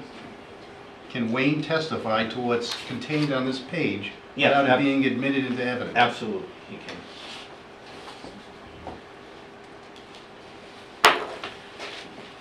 I would suggest that he tell us what it says. That's my, Yeah, and absolutely, and Mr. Zangari went over what it said. So if the document itself isn't admissible, certainly testimony. I just have, can I ask one question? Jim? Certainly. So on this document, Wayne, on the left-hand side, it says student names. Can you read those names into the record? Sure, Alexander, Grenville, Justin, James, Justin again, and Ryan. And are those supposed to be the last names of the individuals that are the occupants of the... The first names. The first names? Yes. Can I ask one more question about this document? Joe? Hmm? Can I ask another question? Certainly, Tom. This is a rental registration that comes from 4 unrelated? Mr. Chairman, I don't remember Mr. Callahan being here at the last hearing. He was not. So in a zoning board context, all members have to hear all the evidence. So it has been, go ahead, Jim. Well, We heard some on Rinaldi Mr. that was Callahan global. brought himself up to speed. He listened. So for the record, did you listen? I did listen, and I did read the transcript. He will not be voting on any of this. It doesn't matter, you can't participate in a proceeding that, on a zoning board level, if you're not present for the entire, it's different than a planning board. Planning board, they can read the transcript, they can get caught up, but not with the zoning board. I mean, we've always allowed it to, never had, Chris, I mean, I've never actually had that not happen, but if Mr. Callahan's not going to vote, I don't, It's been the practice of the board. it's been my practice too. Practice of the board to allow members to participate if they're not voting. Correct. And allow Oh, yeah, members, absolutely. and allow members to participate if they've reviewed the transcript and they've reviewed the tape. Correct, And I've done both. correct. That's the way I And have so it. unless there's a reason to deviate because of the particular nature of this hearing, I don't understand why we would do that. I would just say that it's not allowed by state law, so it doesn't matter what you've been doing for all these years, it's not allowed, and we object. And frankly, if you participate, that could taint the record as well, so. I'm just now, you get my curiosity piqued. Could you cite the state law that requires? I can't at this time, it's 25 years of doing this. Okay. Same way in my entire practice, I've always, and no one has ever objected. Also regarding, obviously you have to state on the record that you've reviewed everything. So. Jim, how do you want to proceed? Well, I don't know where all this is going anyways. It's all going to be appealed, so that's where it's going, so let's try to do the best we can. Absent Mr. Zangari, again, we got a lot of years in here, I've never actually... No, everybody here does. If to be conservative cautious, if we strike Mr. Callahan's comments, or I think they were just questions, and that you don't consider, and I don't think there were any answers to his questions. There were no responses. So if we strike his questions, I think that covers the objection, and we don't have an issue, he's not voting anyway. In an abundance of caution, let's not have this come back because of that. I certainly apologize, but again, I agree with Mr. Zangari. And just in an abundance, since you're not voting also, my suggestion would be that you can obviously stay there, but that you don't participate. I think that's a better course. So, Mr. Zangari. I have one more question for Wayne. So, the owner or their representative fills out this form. When is it submitted? At the end of the year? This past year, the date was changed to August 31st from December 31st. We adjusted the yearly calendar for rental registration to align with the academic school year. Okay. So then, the student names that are included, first name of the students that will be living in the house in September of that year? Is that That's the way it's correct. supposed to work? That's correct. Yeah, the issue date was October 13, 2022, because we gave a little bit more time because of the change in the rental deadline. Okay. So when they filled this out in October, this was the representative was supposed to put the student names of the students that was living in the house. Okay. Then you're all set. I think so. That's a question why it's student names. Can I ask Wayne a question real quick? Yeah, of course. Jim? Sure, Joe. Wayne, is this registration blank as far as, is there anything filled in and then they fill in? Like, my question is student names, is that part of the template? Yes, Or they fill in all of those items. No. So let's say whoever's renting a house, they fill a rental agreement. It says student names? Yes. And So there are blanks for them to put names into it. No. Is the heading student names already on the application? Yes. So what if they're not students? Then they leave it blank. The other thing is the rental type, if you look up in the top right-hand corner, it says college academic year. So they choose that as well, whether it's summer, yearly, academic and summer, they choose that as well. Okay, so then this could change for anybody? Absolutely. Okay. Yeah, when that college academic year is chosen, the student names is activated for them to fill out. So assuming the landlord said that they're students and not airline pilots or whatever? That's correct. They actually do choose that it is a college academic rental. All right. Thank you. You're welcome. Thank you, Wayne. You're welcome. All right, I submitted to the board the second amended complaint. It's entitled BTRI, Seconic Boulevard Investments LLC.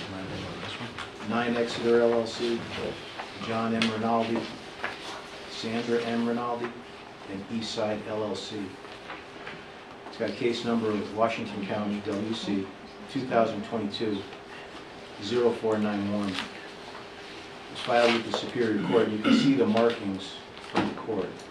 February 22nd, 2023. In that second amended complaint, there's certain admissions that I feel are admissions. I just draw your attention to. Paragraph 81 on page 15.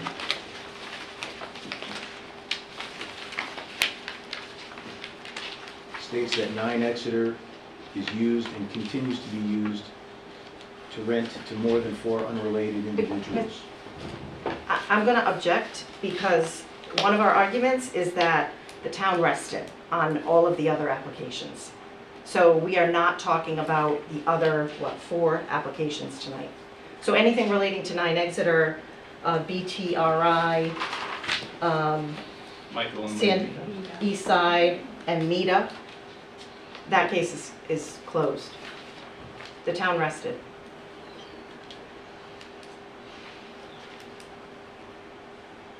Do you want me to respond? I have to ask, when did the town rest? There's no rules of evidence in zoning. I'll leave, you can ask your solicitor. The hearings remained open. I'm making a submission. We haven't done closing arguments or any of that. So it's less formal than in court, where you say, I've rested and you can't come back. The hearings are open, I'm making a submission. In the Rinaldi case and in all the cases. I could make a post-hearing submission if I submit it. I think if I submit it to all the parties, they could, and they can respond to it. They can respond to this. and We everything actually else. asked for more You asked for additional post-hearing information. briefs. You asked for post-hearing briefs, which we And gave to additional you. information. Yes. No, post-hearing briefs. I mean, the town rested. We have an objection that I'm going to submit to you, and it's got all the, for example, on page 57, lines 9 through 14.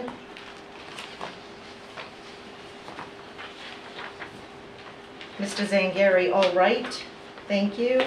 Mr. Green, but stick around for, in case you get called by the appellants. That's all. That's all the properties for tonight. That's Mr. Pimentel, that's Mr. Green. Mr. Marcella, do you want the town rests? That's from Mr. Zangari. So it's again, unfair. We came back here thinking we were gonna get a decision tonight.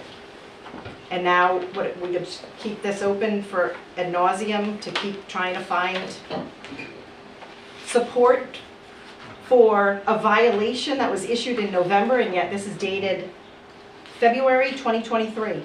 Mr. Pimentel didn't base his decision on that complaint. He based his decision on the certified record, and that's what you need to be looking at. It's a total, I mean, talk about a lack of due process here. The building official gets to just issue violations without any basis whatsoever, and then we have to defend ourselves? It's just totally improper. You shouldn't even be looking at this complaint.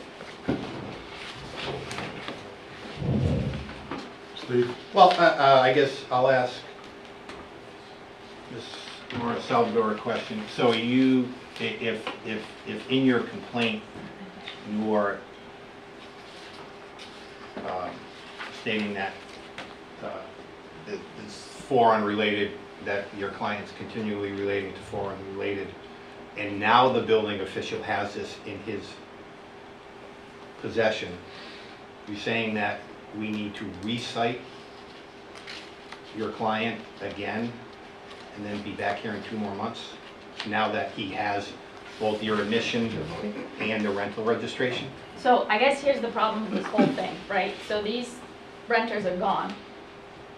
So you're gonna come back, cite them, and this just, I hope your calendars are blocked out. So this is what's going to keep happening. So every time there's tenants that there's a suspected, without any proof, rental for unrelated violation, whatever that means, where there's gonna be an appeal in front of you, and then the next rental season, and then the next rental season, and then the next rental season. But yeah, I mean, that's this complaint. Why is that any different than, I've been doing housing court in Cranston for 15 years. Why is that any different from someone being cited for not mowing their lawn? Then they mow their lawn, then it grows, and then we cite them, and then they mow their lawn? Because this is based on specific tenancy, not a property. These are people. It's based upon what your client has put in the rental registration that they're renting for. Correct, for this time, which is done. And now, the next time you're gonna cite them, and the next time, and we're gonna be here on appeal after appeal with no evidence, but like Ms. Salvatore said, here.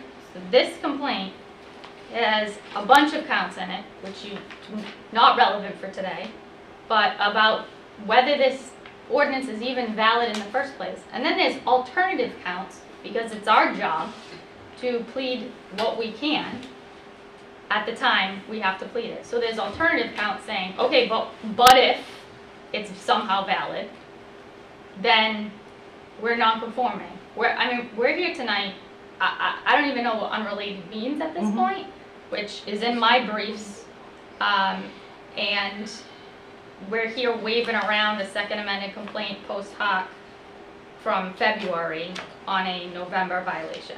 So on tenants that are out of the property before this board even issues a decision. So it's pretty wild to me.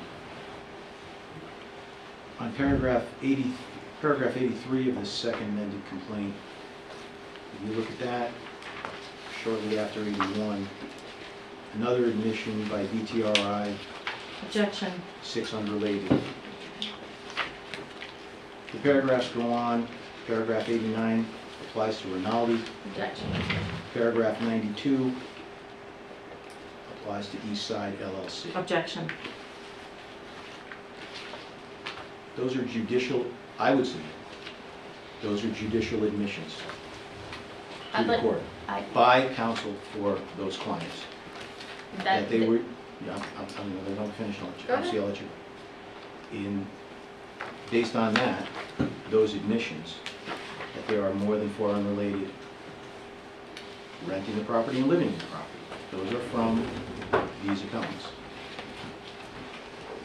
So, do you want to go through our objection that I guess is now is a good time to introduce? Sure.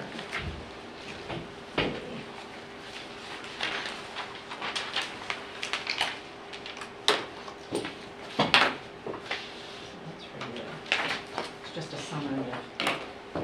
So I have the original and then several copies. So original for the file. You give it to the secretary. Thank you.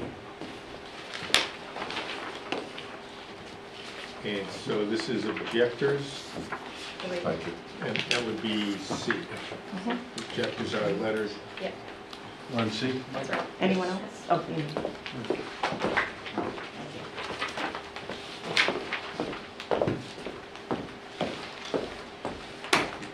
Yeah, C. Yeah, go ahead. So just, we're tossing around legal terms now, so I just note our objection for calling anything judicial admissions by myself, and I don't, that's not a thing, but in this objection at page 5, there's no case law cited by counsel for the zoning official, but we cite case law, which is well established, we've actually litigated this issue. Allegations, whether it's non-conforming or not is a legal conclusion, and those are not assumed as judicial admissions based on Rhode Island case law.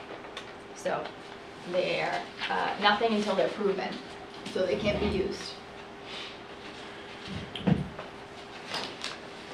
If there's other case law, we're happy to discuss it. I agree with Ms. Rocha that this board cannot determine whether or not the uses by her clients and Ms. Morris's clients, that's a declaratory judgment action. That has to be by the Superior Court. So whether or not these appellants use the property as a pre-existing legal non-conforming use is not something you can determine. I didn't submit the second amended complaint for that purpose. Only for the purpose of the judicial admission that it was used and rented to more than 4 unrelated people. That's all. Which is in the alternative count pled, if the ordinance is valid in the first place. So there is case law that, and I have a copy of it, so I don't think we disagree, that pre-existing legal nonconformity, whether or not it is or isn't, is beyond the scope of the zoning board. And the case is Rico versus, I think it was South Kingston. I have a copy of it if needed. But that's not the case law I'm citing, but you have Okay. the pleading in front of you. And I just want to put on the record that we don't agree that you can't decide nonconformance when it's a defense to a violation. That's different than what he's referring to, so. Yeah, then we do disagree. I thought we did, but then we do disagree. I think you can't determine it either way, because that's a declaratory judgment action. That's only the purview of the Superior Court. So the case is Rico, R-I-C-O Court versus Town of Exeter. I'll give a copy to everybody. So I think the next portion is whether or not the subpoenas are going to be issued. I cited not only in the subpoena, but in my letter to your counsel, that the board, chairman of the board, Mr. Manning, does have the power and ability to issue subpoenas, to compel attendance at a hearing. So if you wanted to hear from any of the owners or Mr. Rogenheimer, who I believe is the principal at Ann O'Brien Realty, you could issue that and then ask questions of those people. So it wouldn't be me issuing the subpoena or anybody here, or any of the lawyers, it would be you. Mr. Manning, and you could question those people as you saw fit as to whether or not they rented to more than 4 individuals, whether or not what was said in the second amended complaint was accurate. If you chose to do that. I think there was an objection to the subpoenas, but So just, you have our objection in front of us, it covers the subpoena issue. So the first is, there's no authority under state law or anything, and there's actually a Supreme Court decision on it, for you to issue a subpoena for documents. So that's well settled. That is Donatelli Building Company versus Cranston Loan Company. The site is 140 Atlantic 2nd, 705. It's a 1958 case from the Supreme Court, still good law. So there's no documents at issue. The second part is, apparently what's going to happen, I guess, if you issue a subpoena for testimony is, let's put into perspective what proceeding is in front of you. It's a notice of violation issued in November based on the zoning official's determination. So now we're gonna parade in here witnesses whose testimony is not in the record, is not in the certified record, and we're going to continue this to try to prove post hoc a violation that there was no evidence for in the first place. So, I think we've put all of our objections on the record. It's in the brief. There's definitely the subpoenas aren't valid in the first place because they asked for documents. But also, we're just open up the record to anything. Things are issued. Yeah, and I just want to be clear about this Donatelli case. This related to a city council issuing a subpoena ducis tecum, where the statute called for city councils having the authority to issue subpoenas, just like the statute that Mr. Zangari is relying on, which says that the zoning board chair can issue subpoenas. And the Supreme Court said, it is our opinion that we're an investigating agency or committee, and you are not investigating, by the way, you are a quasi-judicial body in this case, has not been given express authority either to issue subpoenas ducis tecum in its own behalf or to apply to the courts for the issuance of such subpoenas ducis tecum. The court may not, in an exercise of its inherent power to issue such subpoenas, do so on behalf of such agency or committee. So those two statutes are similar. The city council can issue subpoenas, and the chairman of the zoning board can issue subpoenas. You cannot issue subpoenas ducis tecum. And then, of course, we don't want to parade witnesses after the fact, as we keep saying ad nauseum. The case had to be made at the time the violation was issued, not after the fact. And this is not to there's no objection to Mr. Robenheimer, correct? There's an objection to everybody. Well, you don't represent Mr. Robenheimer. We can still object for that. We object. Wait, I didn't hear what you said. Wait a minute. Hold on. What'd you say? The objection has East Side, BTR, 9 Exeter, Rinaldi, and Mita. There's also there's a subpoena out there for Mr. Robenheimer. So we object to the subpoena to Mr. Robenheimer. Just for the record, you guys, anyone? Is Mr. Robenheimer violated? Is he in the notice violation? He's a witness for our cases. He would be a witness. Correct. So we object to his, We don't have to which agree is then, Mr. Robenheimer. Wait a minute. I don't Sorry. know what you're saying, sir.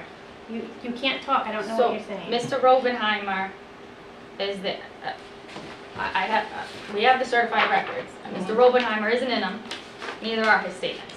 So, yes, we object, we don't lack standing in our own appeal to object to subpoenas issued. So. I sent forms of a subpoena to your council. Those forms can be amended. I gave them to Mr. Marcella as a template. Obviously, I didn't sign them. I can't. I didn't issue it. I said, this is what I'd like to do. This is what you might want to do. So it's more of a suggestion. If council, if my sister's at the bar and my brother, if you agree with them, and you can't get the documents and you just want to bring them in, compel their testimony, or compel their attendance here before you, go ahead and do that.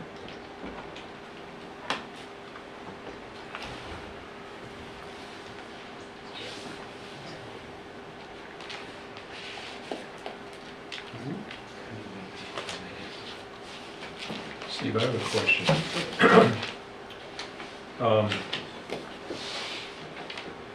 Since this is a civil proceeding, are we permitted to draw an adverse inference based on the fact that the appellants have not presented any testimony in defense of their position, or to support their position that the town has not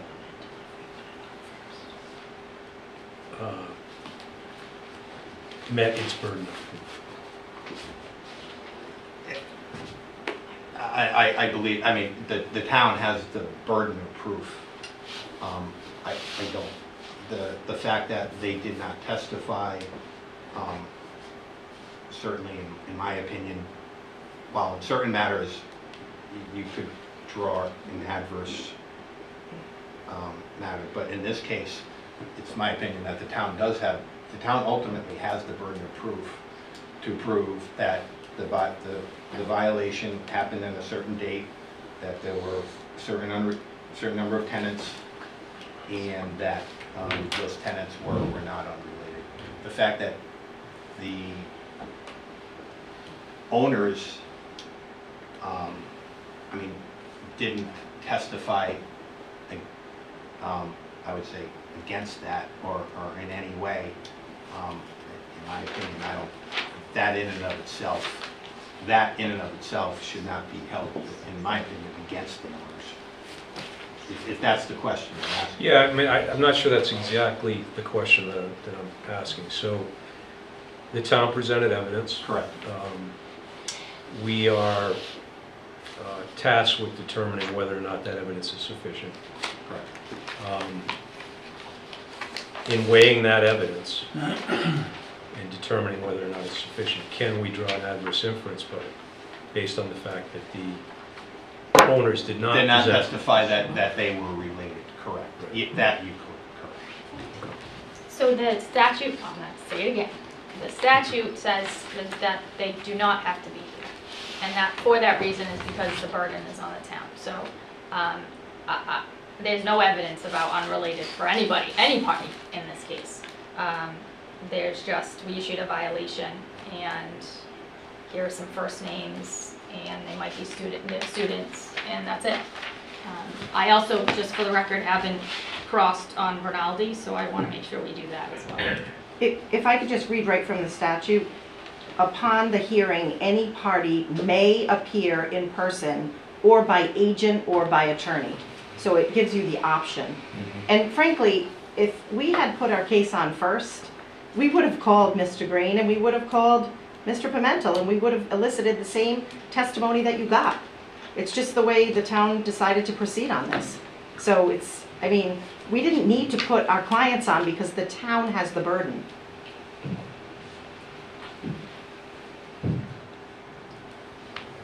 Oh, and one more thing. I think Mr. Marcella made a good point when he said it was the violation on that date, right?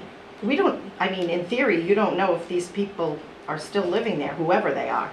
It's that's why it's really important to you to focus in on the basis of the violation had to exist at the time it was issued, not any time after that.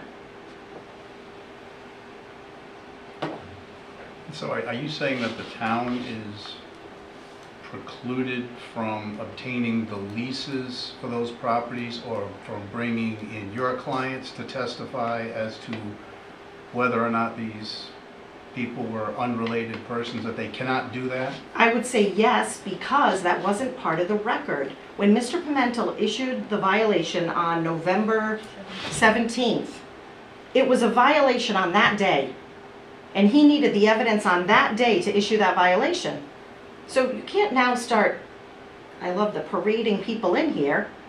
to make their case for them, how many months later? 6 months later? It's just, I mean, it's talk about a miscarriage of justice. But we as a board are tasked with making a decision on this. Right. Correct? I think you So- have, yeah. You have all the evidence you need. Well,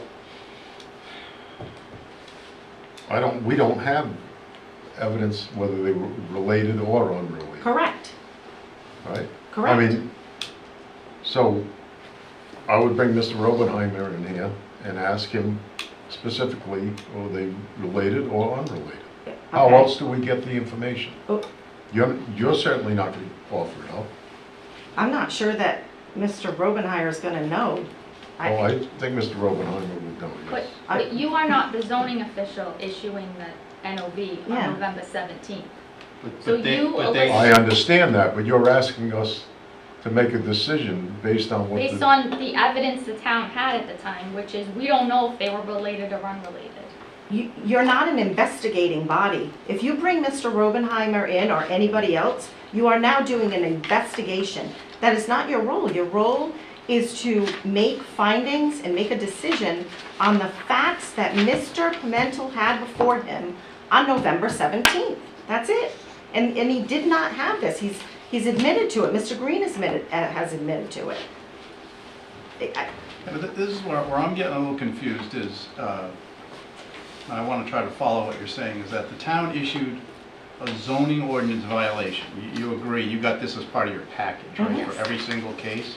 And in the document, it says violation, the number of unrelated persons living together exceeds the maximum of 4 persons. You agree it says that, right? It says Says So it seems like what we're grappling with is that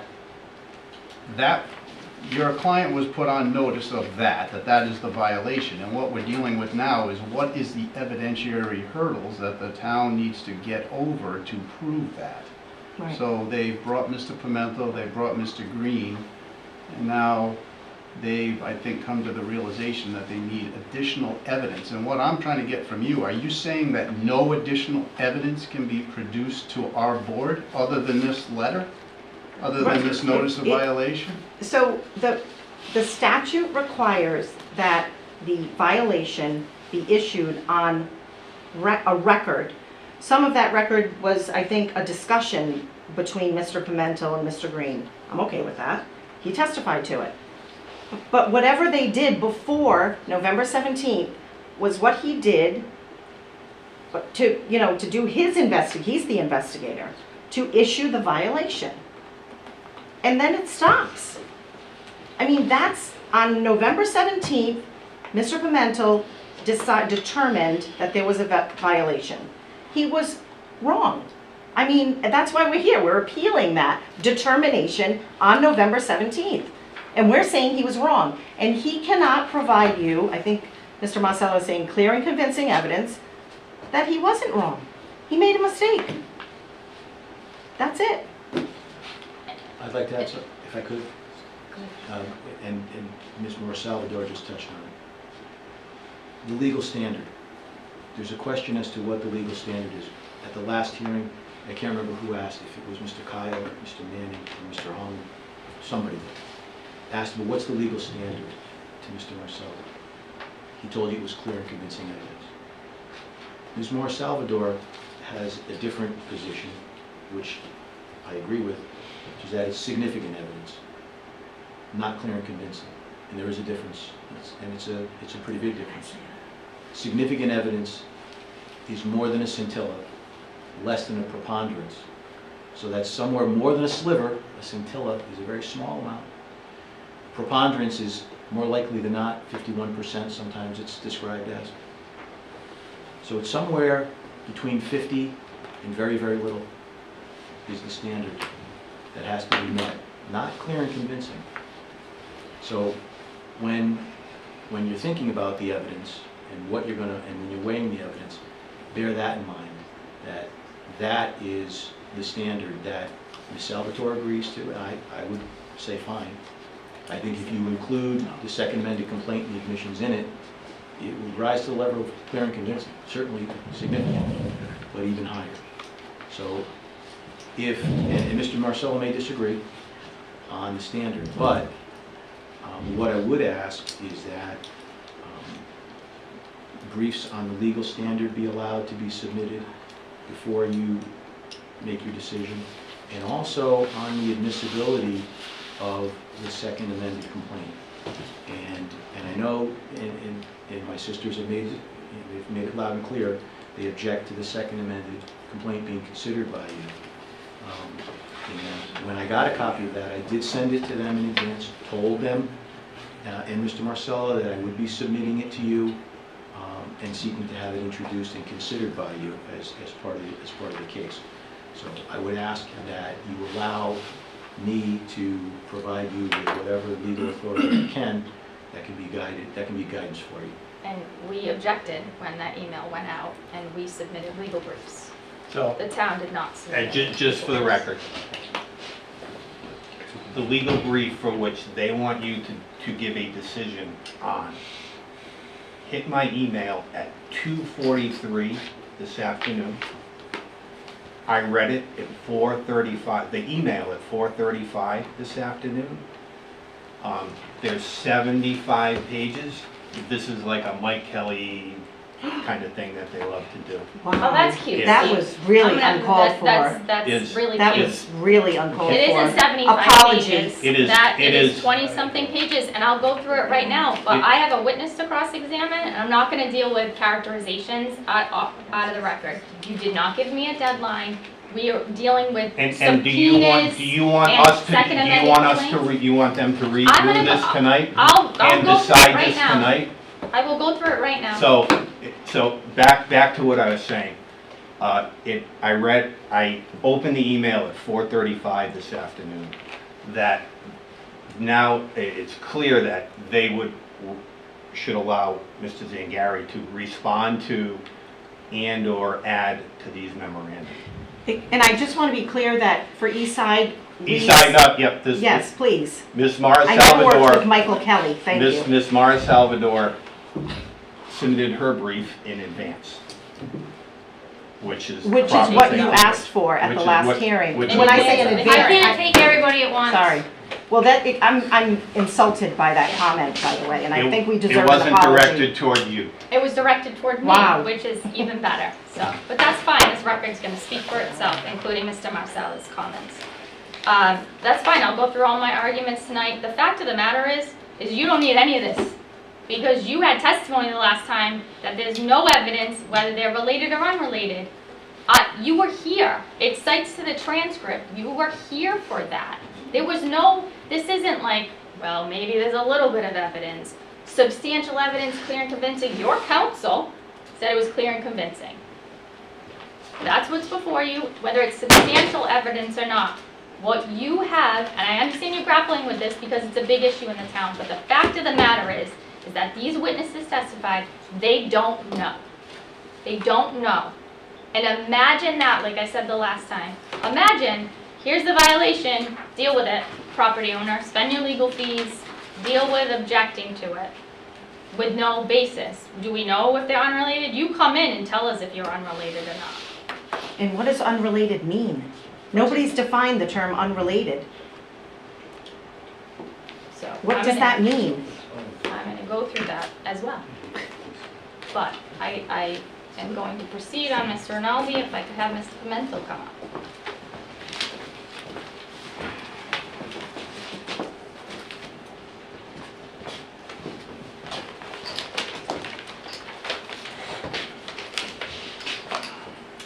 Hi. So with respect to, no, it's fine. The Rinaldi complaint, which you were up here testifying to.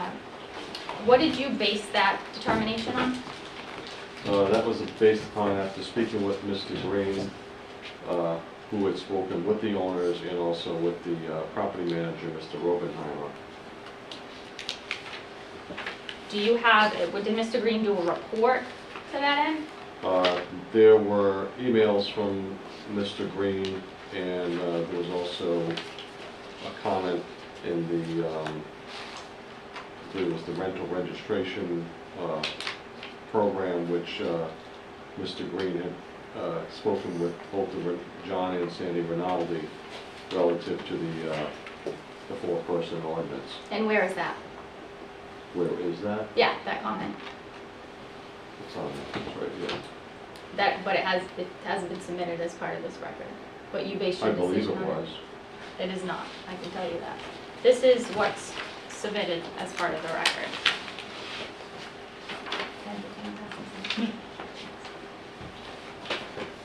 I'm gonna mark that. Mike, what are we on? You're on D, E? D. D.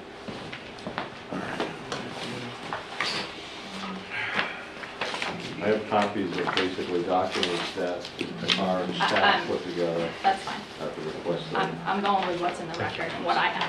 I don't have any of that. Do you need? All right. For your E's, they're stamped at the bottom, so. D? What? D. D, I thought you yes, said E, D, I'm sorry. Once you mark it, I'll give you a minute.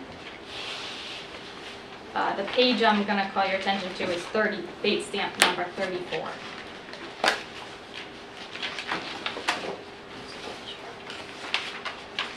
Is that the email from Mr. Green? October 18th, Yes. 2022. Can you Yes. read that email for me? Sure. After, this is from David Green. And it was to Jamie LeBreton, who's our administrative staff in the office for a rental registration. After receiving a complaint of a rental ordinance violation, I responded to 45 Sylvan Road and spoke with one of the renters who showed me the lease agreement with Ann O'Brien Rental, which had 6 names of renters living there. The lease was fixed to the downstairs garage wall. House owner to be notified of ordinance violation. So where in there does it say the 6 renters are unrelated? It doesn't say it, but I do know that in speaking with Mr. Green, he inferred that he had spoken with them, and that was, that they were unrelated, and that was the basis of my violation. Okay. Otherwise, I would not have sent the violation out. He didn't document that to you, He- that they're he did. unrelated? It was a verbal Okay. communication. So on the rental registration that you put into the record, Mhm.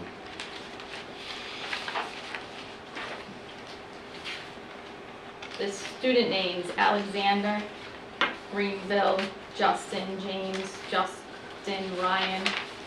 Do you know if they're related? I just know that based upon the conversation with Mr. Green, that they inferred that they were not related. They when he inferred? talked to them, when he They- spoke with them. What does that mean? They inferred? Well, I would cross that and say when he spoke to them, they indicated and told him that they were not related. Who? The student. Which students were there when Mr. Green spoke with them? Let me see if I have any documentation on it.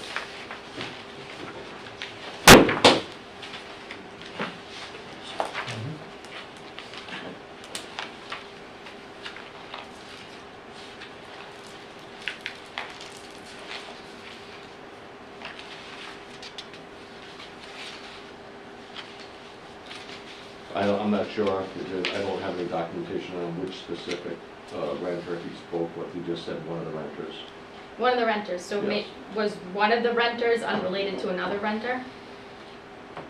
The question that I had from him was whether or not the 6 individuals were related or unrelated, and he said that they were unrelated. To each other or to one? I That assume, person. my assumption is that they were unrelated to each other. That's what prompted the That was your violation. assumption? That was my, Okay, based upon my conversation with him, yes. okay. What's unrelated mean? That they're not related by blood, I would imagine. I mean, that question is a question I think that we all have. That's a fair point, Mr. Mendel. Do you know if the ordinance defines unrelated? It does not, Could they be 6 cousins? possibly. Could they be step siblings?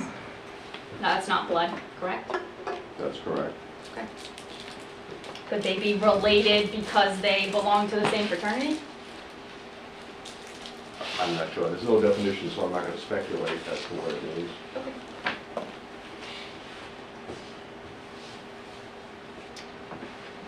At the time these inspections were done, the complaints the complaints that came in were about the 3-student ordinance, correct?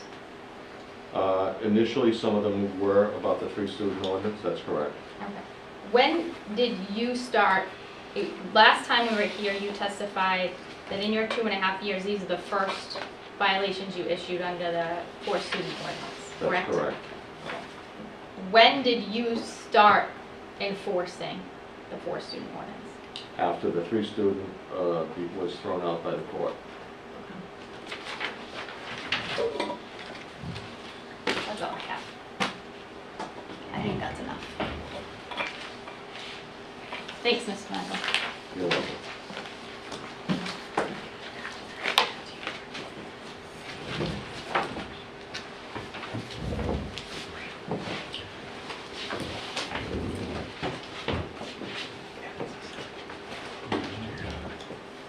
I think I further highlighted the problem with this ordinance sufficiently enough for you. So now we don't know what unrelated means.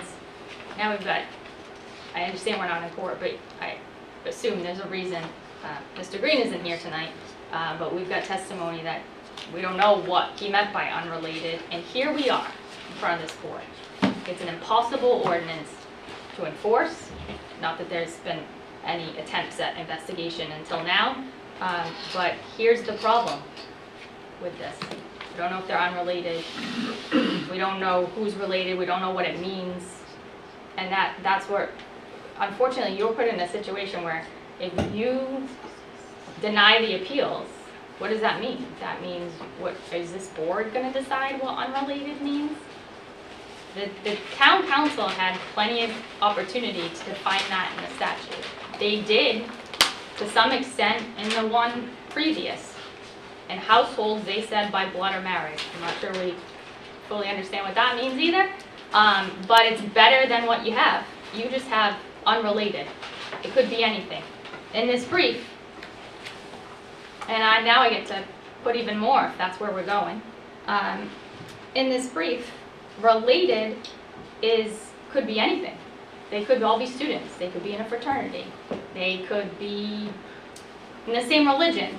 They could be related 6 cousins. Where do we draw the line? So I think, unfortunately we're in front of you, but that's what you're faced with. So to go, there's no justification to enforce this to begin with, let alone in these cases. And I think that puts the town in a very difficult predicament if there's no justification and these notices of violation are allowed to go forward.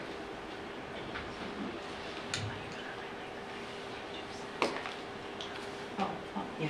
What's also in these briefs is the fact that, actually that was just highlighted pretty well, is, and I said this the last time I think, what I said was the 4-student ordinance was passed in 2016, and then we went a whole summer, no violations, also a separate issue, and then the school year comes and 35 violations get issued, and they go to municipal court. Municipal court says unconstitutional. We all talked about that the last time. And then nothing happens since 2017. The town appeals, they dismiss the appeal, crickets. Town council passes 2 3-student ordinances, not at the same time, but passes one, gets struck down. Passes a second 3-student ordinance, gets struck down. A week later, hey, we're gonna start enforcing the 4-student ordinance. Imagine, for unrelated ordinance. See what happens, students, unrelated. And that's the problem, is if you're a property owner, wait a minute, 6 years went by. I was supposed to you changed your position, you didn't enforce it, and now suddenly, oh, we got you 6 years later.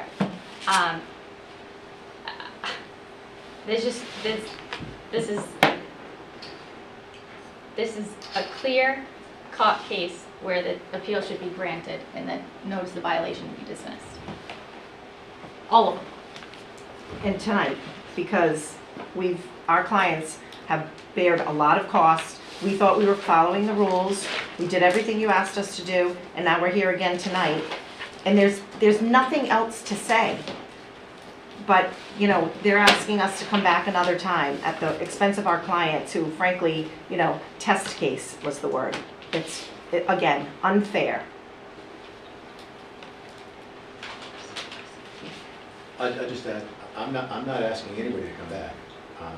I don't want to come back. I just asked for the opportunity, that was all, to submit a brief on the legal standard, because there's a conflict. Mr. Marcella says it's one thing, Ms. Moore Salvador says it's another, and that's fine. I'd just like to address that if possible. Or if we don't agree, I thought you said it was significant in one of your memos to the lawyers. But if not, then I have a conflict with Mr. Marcella, at the least. Either If you know, so I'd like to take that up. Either way, we're submitting, it doesn't matter Right. what the standard is. Substantial evidence, clear and convincing, it's the same. We're in the same situation, this isn't a close call. I think in my brief, we used the substantial evidence as guidance because there's no specific standard under your appeal provisions in the statute. So we looked at what the Superior Court looks at. So that was as guidance. And I'm with Ms. Rocha. It doesn't matter which standard you use. There is no substantial evidence. There's no evidence. There's no evidence, period. So again, you should be able to make that decision tonight.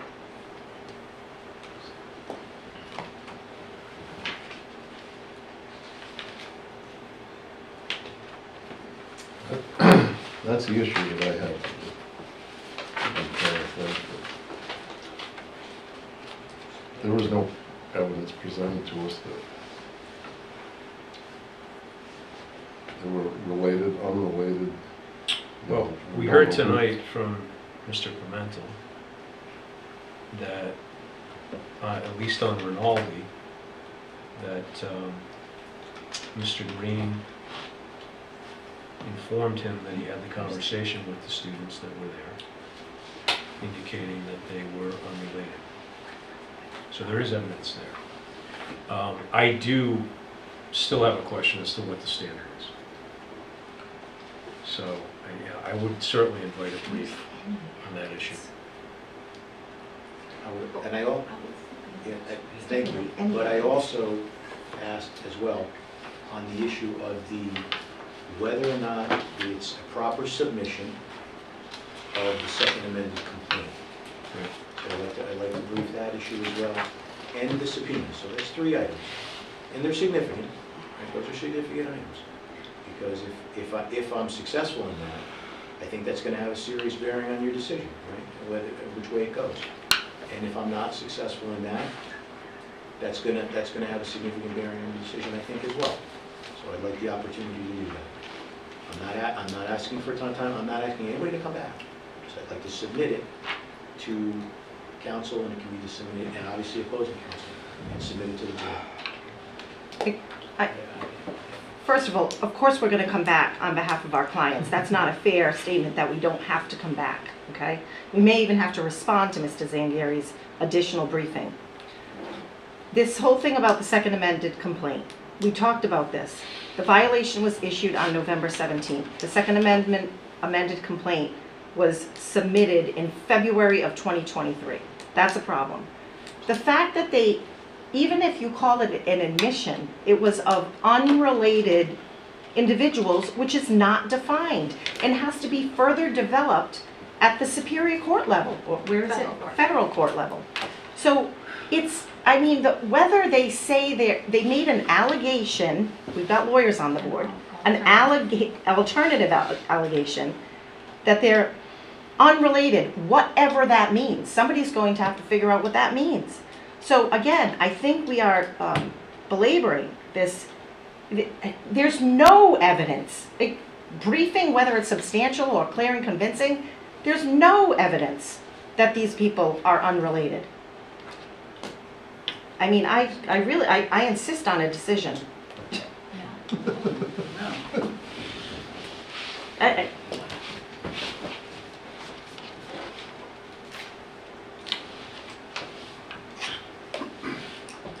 I feel like we're in a very difficult decision out here because at least as far as I'm concerned, at this point in time, there hasn't been any evidence submitted on the unrelated or related. And what's even more frustrating to me is that it seems that the town council should be able to pass something that will accomplish what they were trying to do, and all they have to do is look at the Rhode Island Supreme Court decision in the Providence case and use the exact same language. And that language says no more than 3 college students, and they built it in with certain parameters, and it was sustained by the Supreme Court.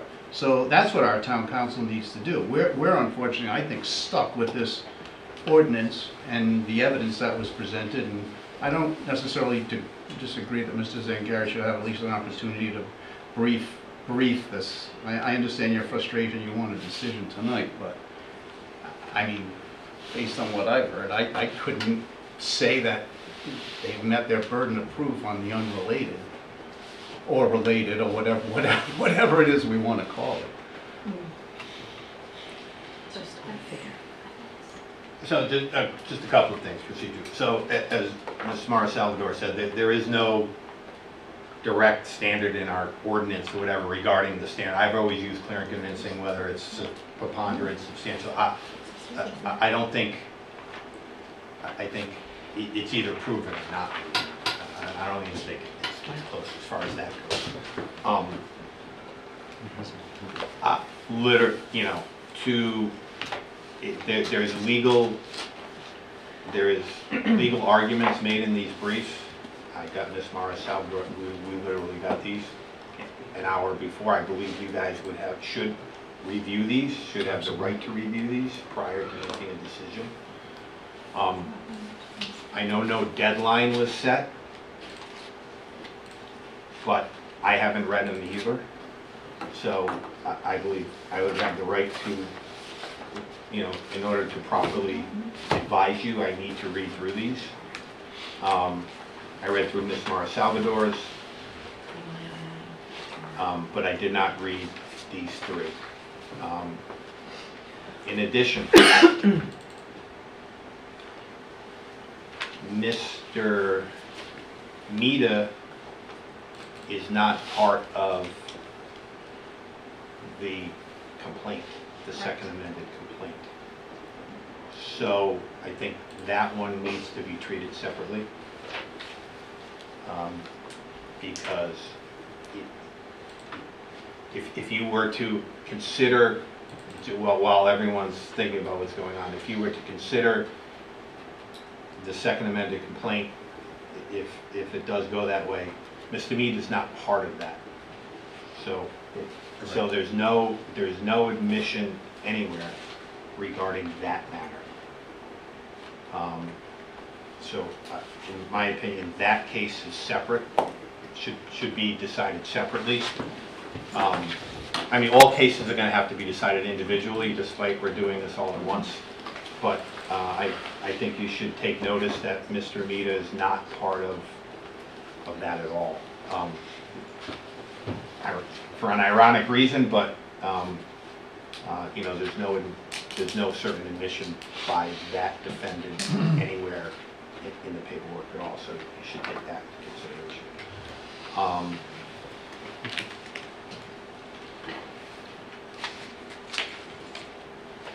I haven't. So I think tonight, the only thing that we would need, that I think, we're gonna have to come back, obviously. I think we should decide the issue of the subpoenas tonight, because it wouldn't be fair to, or for any party to decide that next month, and then they'd have to be served, and then the next month after that. Obviously, we're going under the old statute. The new statute says this would have to be decided within 65 days, I believe, but we're still under the old statute here. So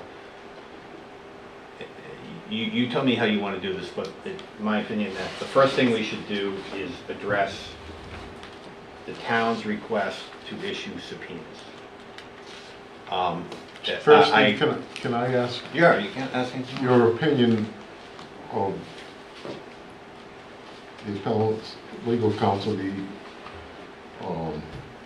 their argument that the only thing that can be admitted is what took place on that, the date of the NOV.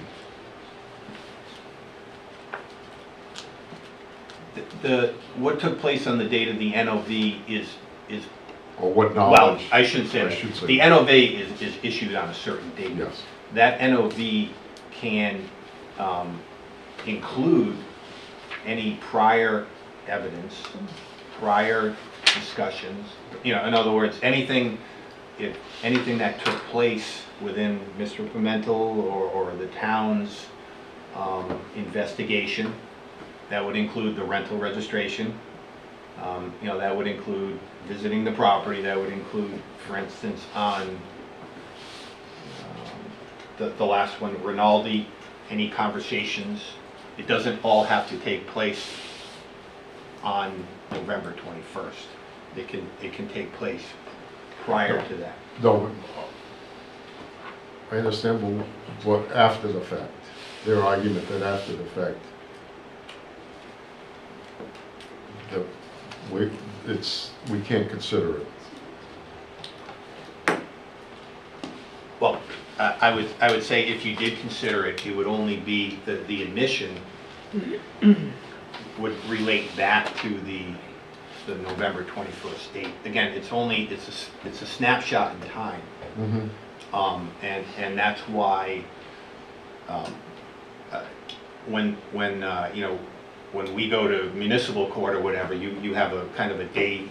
If it's found guilty, you have a daily fine. So each day runs kind of as its own separate violation. So if there would be two ways to go for any applicant. One is to go to municipal court and fight it out there, which they did last time, or to come here first and kind of fight it out here. That's, in my opinion, why this gives this board the right to subpoena people, because if an applicant didn't want a witness subpoenaed, we issue subpoenas in housing court all the time, and it's usually witness subpoenas. So they could essentially try to avoid that by coming here. So you clearly have the power to issue a witness subpoena. But as far as the witness subpoena would go toward evidence of any violation. If you ask the witness, it would be, did you rent to someone unrelated on November 20th and prior? It's not a subsequent. The subsequent questions I don't think are relevant to this violation, because again, the violation was issued in November, and it can certainly cover anything that Mr. Pimental, any written evidence, any ancillary evidence, but certainly that can be backed up by testimony afterwards.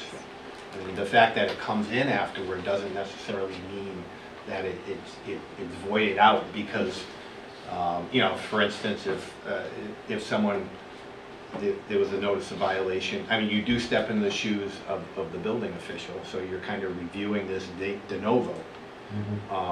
So you have the right to look at the entirety of the evidence, but again, it does go back to the snapshot in time in November of 2023. So 2022, excuse me. So it's up to you on the. I think the first thing we need to do tonight is decide whether you wish to issue the subpoenas for that Mr. Zingari suggested. And it would only be for to compel witnesses to appear. Even though there's no enforcement mechanism, to be perfectly honest. It's if the subpoenas were issued. Wait, what did you say, Steve?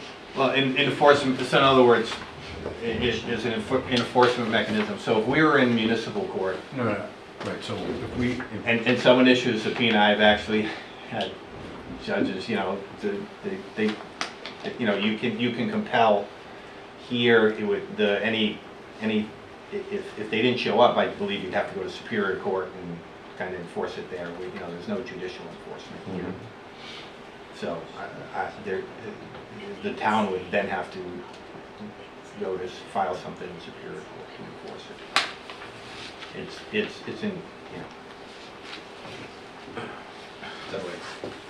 Yeah, I as I told Mr. Manning, although the chairman has the right to issue the subpoena, there's no guidance whatsoever. There's no case law whatsoever. I even looked at Chase on Zone. There's nothing on it. So I've never had it happen. But if you did wish, it's my opinion that the board should vote to authorize the chairman to issue the witness subpoena. I'm in complete agreement with that. Yeah, I don't think you have the, you know, solitary authority to do anything. No, we're all in the same boat together. Steve, has the town answered this second amended complaint? Yes. Yeah, so have they admitted the allegations that town's council brought before us, that he read to us, has the town in their answer to the second amended complaint admitted? I don't know, I'm not part of the federal case. Admitted numbers, what was it, 81, 84, 89, and 92? I'm on, well, I'll check right now. Thank you. I'm 100% sure what it says. I know how to. And to the extent that an answer is required, it's denied. No, I don't think they are. Does this one? Yeah, I just get it. It says to the extent. This is impossible to read, number 100%. Yeah, that's gonna be close. I'm looking for it. Is that their answers? I'm checking right now. They don't show up, that means. Yeah, I'm gonna have to. That link is old. I will gladly submit it. No, I mean, no. we're not going down this rabbit hole, but a lot of the complaint is grouped together, and a lot of it says there's a legal conclusion to which no response is required. Which is my whole point. I'm sorry, Ms. Horcher, could you repeat that? So, sorry for this is. I speak quietly too, so please. Sorry, so a lot of the answer in that case, they were grouped together, like, I'm gonna answer 1 through 48. And a lot of it is, it's a legal, it's the term, it's a legal conclusion that we can't admit or deny. Most of the answers like that.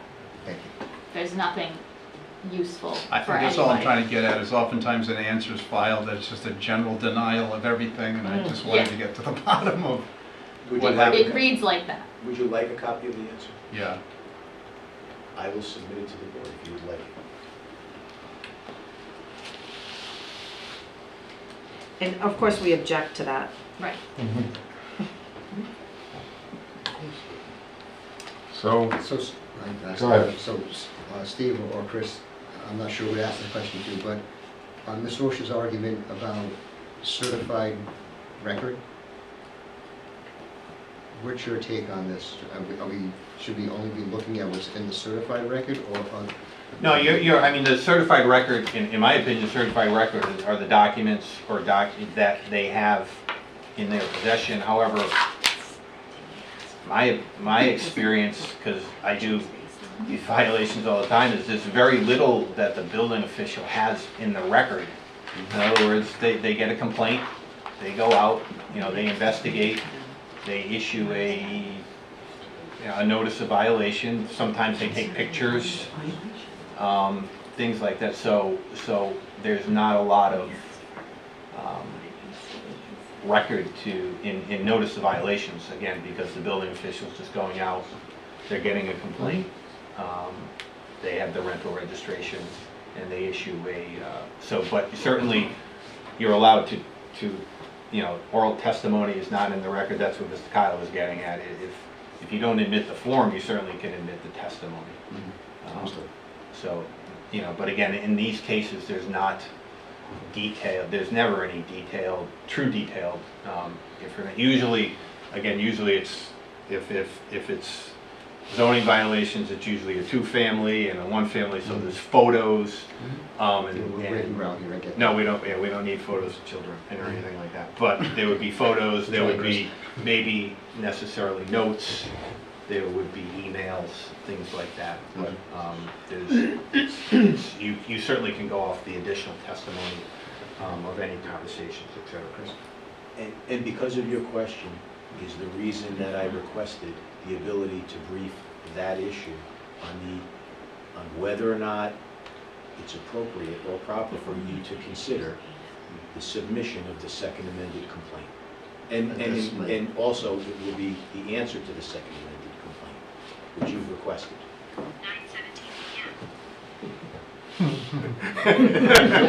Let's go.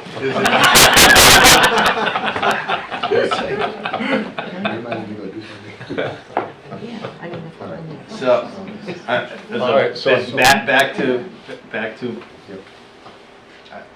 the first, and to again, for judicial economy, and to move this along, I believe the first thing we need, there was a request to issue subpoenas. Let's Yes. deal with that first.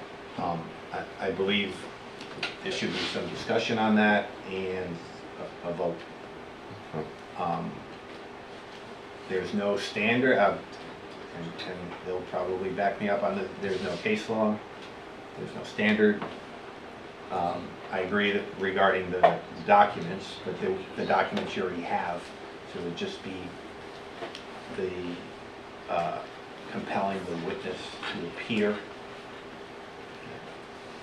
After that, I believe if they didn't appear, I believe the only enforcement mechanism would be to go to Superior Court. The town would have to do that. So, my advice is limited as far as that goes. That's my legal advice. Is again, first time in my 31 years it's happened, but you do have the ability to issue a subpoena. And in my opinion, the reason is so people don't avoid municipal court where a judge would issues it all the time. You know, you get those all the time, and they come here. So you would certainly be allowed to compel a witness to appear. If they didn't appear, there probably, again, would be an enforcement mechanism, in my opinion. Would not. Would not. I mean, the enforcement mechanism would be, in my opinion, go to Superior Court. So, Is Steve suggesting we do it? I don't think Steve is suggesting, I think Steve is suggesting that we discuss. Wait a minute. Steve is suggesting we discuss. We discussed the that idea because, of you know, issuing subpoenas. again, you know, that has to be the first thing that needs to be discussed. So their argument that we're not an investigative body. Well, you're not an investigative body, I agree with that, but you certainly can compel witness testimony regarding the notice of violation. I mean, that's. Can I just make a comment? I know you're considering this, and what I'd like you to consider is what questions would you actually ask of them? Because if it's, did you have unrelated tenants there? What does unrelated mean? Well, to be honest with you, that's the only thing I'm interested in. That's. Right, but what does that mean? It's the scope, whether they were or not related. Of course. To me, related, I guess, is blood. Cousins, brothers, sisters. Not in the ethics code.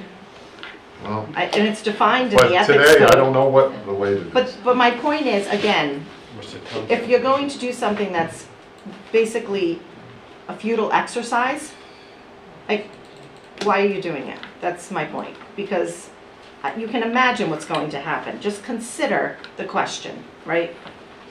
Oh, well. No, that's I've We thought just about want a this lot. decision, and I Believe me. respectfully, I know I was a little more forward last time, but we respect the Oh, board, you're not obviously. demanding? You're not demanding? I said insist, which is a little bit less. A scintilla? Yeah, exactly. Well, You have, I think to Ms. Salvator's point, you have an issue that's not gonna get answered, and that's what, Well, what is I- unrelated. I kind of see that. So, but I think our problem and why we're insisting is this is a pretty significant expense and exercise to get somewhere that we don't have a defined term. It could have been defined. There could have been a lot of things done. Oh, I think a lot of things should be done.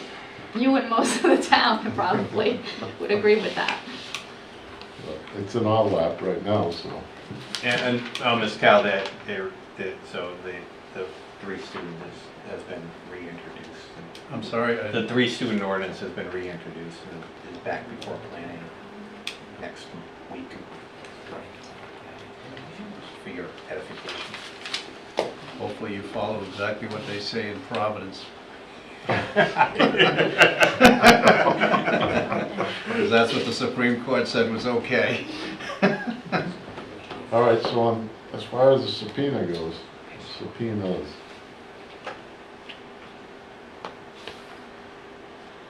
Any So, thoughts? Earl, I'd love to hear the answer to the question that we all want to hear. We're not going to get there. If they even show up.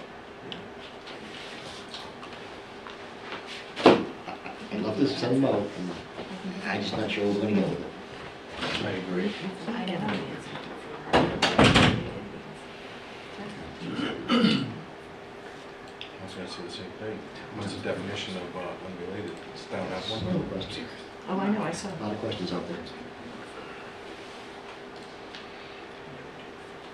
Oh, Any no, thoughts it's not on right. subpoenas, Keith? I mean, I agree. I think we're gonna run into the same thing. The witnesses aren't gonna be able to testify as to what unrelated means. It should have been defined in the ordinance. Exactly. So, I think it'd just be a futile exercise, but willing to hear what everybody else has to say.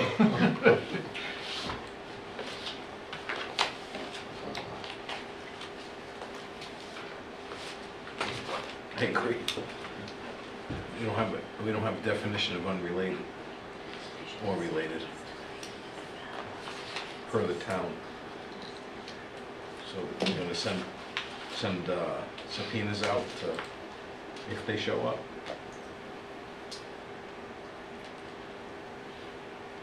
Yeah, I don't know. I mean, this is put us in a difficult position. So,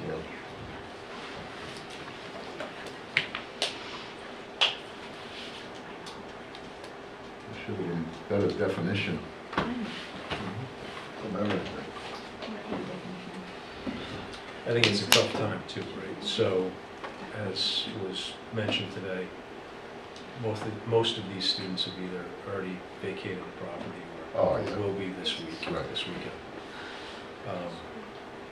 Yeah, I think the best subpoenas would be to them, but very likely there are a number of them that are out of state. Mhm. They're A number probably of them going on a won't family vacation. show up. Yeah. Yep. So I think it would be futile, I think, to try to subpoena the students at this point. And if they graduated, they're not coming back. Yeah, right. And as far as the landlords are concerned, I don't even know if they'd have knowledge yet. I respect they're using realtors or someone else to act on their behalf. It's like, if you would like to ask the question, you should do it. Because that, obviously, that's really issue.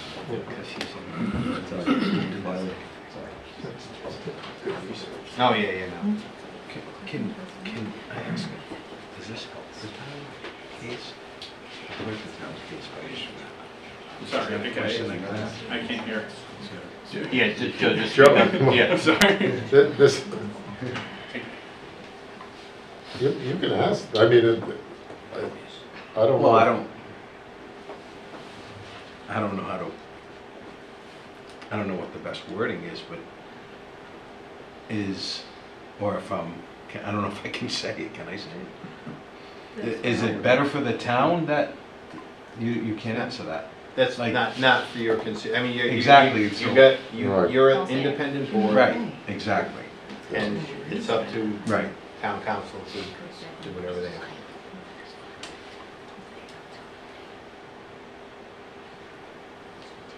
I mean, I think this ordinance is so poorly written that it's, That's the root cause. hmm? That's the root cause. Yeah.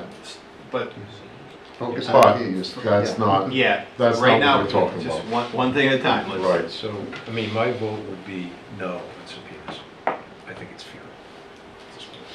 I agree. Agree. Agree. You also agree? I agree.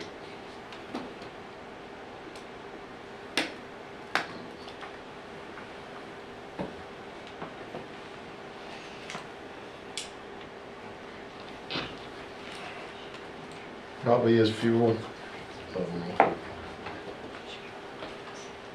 You tried it, I mean, I don't think that you're not gonna. The one person I would be Joe Rubin on But do you think he can answer? So let's assume that our definition is related is by blood. Is he gonna be able to answer that question? I don't know. I don't doubt know that, what kind of I doubt he information asked it the is. question. I doubt that he asked the question when he rented the. So I think, I think in the alternative, you subpoena all the students, and like I said, I think that's futile at this point. If we were here in January, we might be in a different position. They're going now. Oh, yeah, right. So, let me speak out of the other side of my mouth for a second. If the ordinance, 3 student or foreign related, been in, whether they were struck down or not, they've been they were put out there years ago. I find it hard to believe if I've got a representative representing property that I'm renting is not aware of those ordinances. If it were me and I was in that position, I'd be asking those questions. I would do that. I'd ask So you those think Joe questions. might have that? I think Joe might have those answers. I don't even know Joe, but I mean, Possible. I would ask those questions.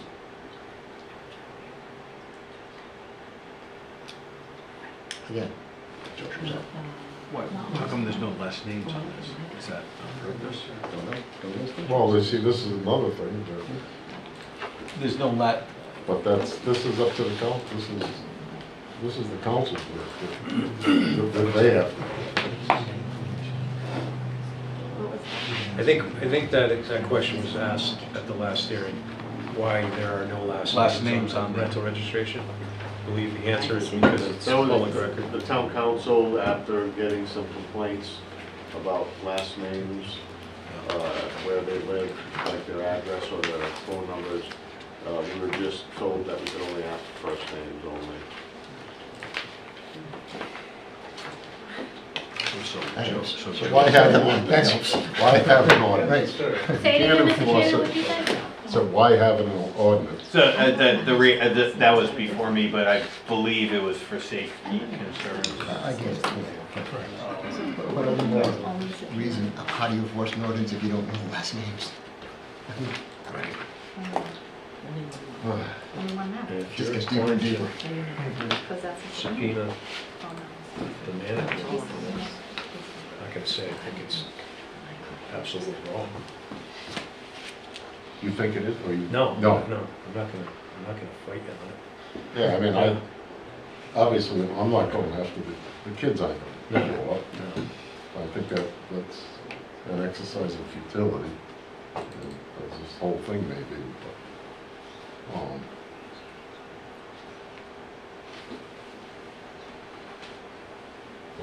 Did, who handled, Wayne, who handled the rentals of these? Was it Ann O'Brien Realty? For a few of them, for Rinaldi, yes. And I just want to clarify that although only the first names were put on the rental registration form, David Green did view the rental agreements that are posted at the house with their last names. They just weren't put publicly because they were afraid of public records requests of having that information disseminated. Well, on Rinaldi, as I stated earlier, we have Wayne's testimony that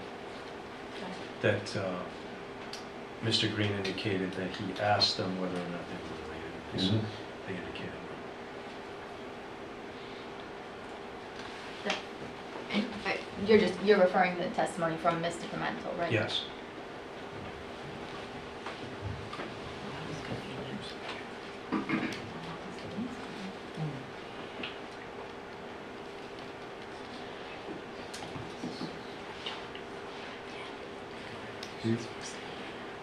I mean, I guess I wouldn't be necessarily opposed to just wanting to bring in, you know, Mr. Robenheimer to see what he could testify to. I mean, I'm just looking at this rental registration form, and I suppose there could be another block on here that says that the people are unrelated, because you have to, it has to be certified by the owner. I mean, that might have been a way around it, but we're still getting back to the issue of what does that word mean? And I know it sounds so silly to be sitting here, and I'm sure the public who are watching this are saying, well, everyone knows what related is, but that's just not the way it is. There has to be a legal standard and a definition that we can go by, and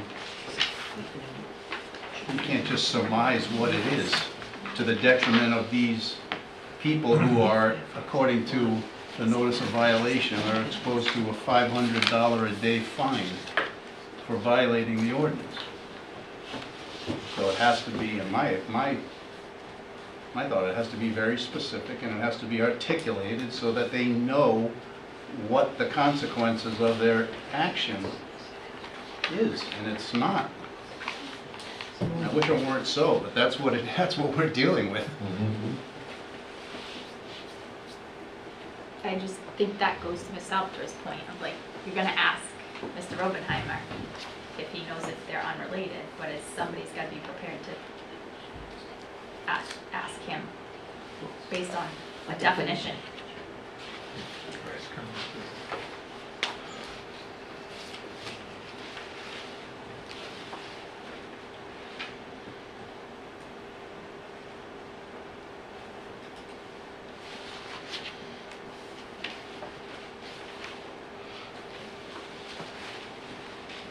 Comes back on definition. It does every time. Who's got a Webster's? You do too, it's in here. Read it. Oh, yeah, I looked up definitions. The Webster's dictionary, I read it. Yeah, it's in here. Should I read my footnote? Road. Should I? No, I read it. Further complicated. And one of the briefs that said that was from Webster's dictionary.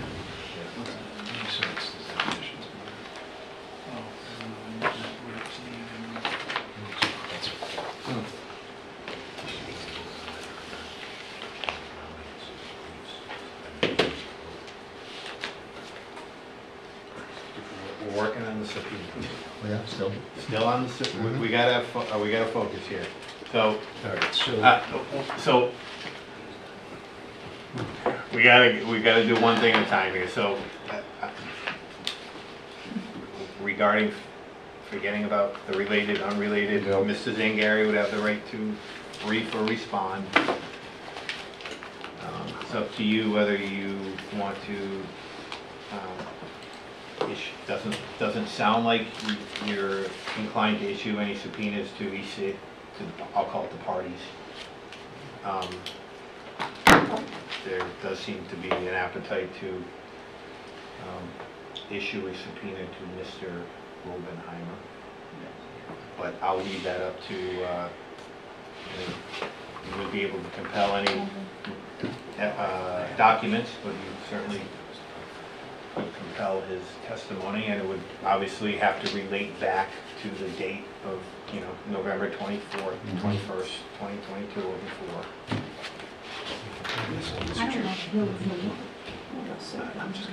Mr. Chairman, I would just... Yes, Mr. White. Was there any notice provided to Mr. Robenheimer that he could be subpoenaed? We haven't voted on anything. I'm just wondering because it's up for a vote, so I just would be wondering if he would be given the opportunity. Well, if we were in municipal court and I asked the judge to issue a subpoena to a witness, I don't have to give that witness, so certainly I'm assuring Mr. Robenheimer would come across the street and come in here. I gave no notice to any of the people that I referenced in those subpoenas. No, I did not. I mean, Mr. Robenheimer certainly can get his own counsel and fight the subpoena if he would. It's entirely up to you guys. Well, what do you,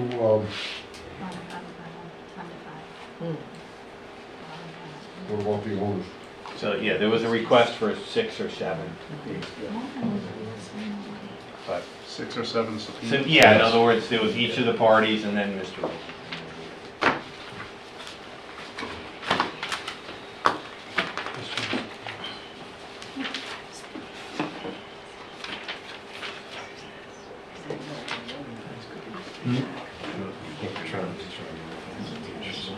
Oh, just in general.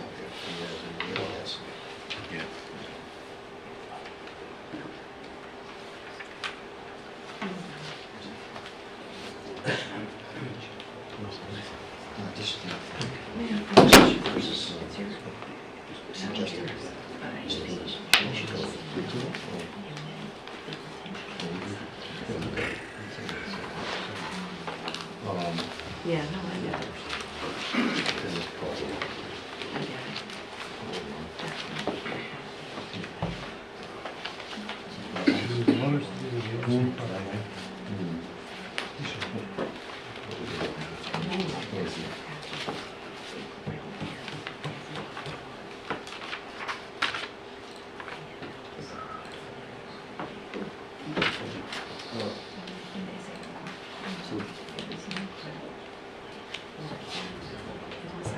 What about the owners? It's the owners and Right. the one property owner is what was on it.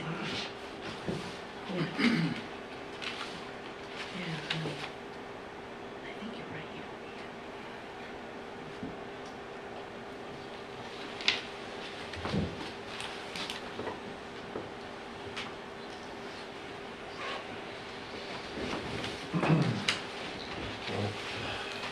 So, like Keith, I'd like to have, we're making a decision, I'd like to have as many of the facts as we can have to be able to get there.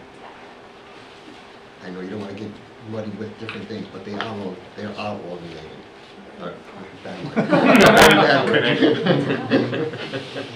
Intertwined, they're all intertwined.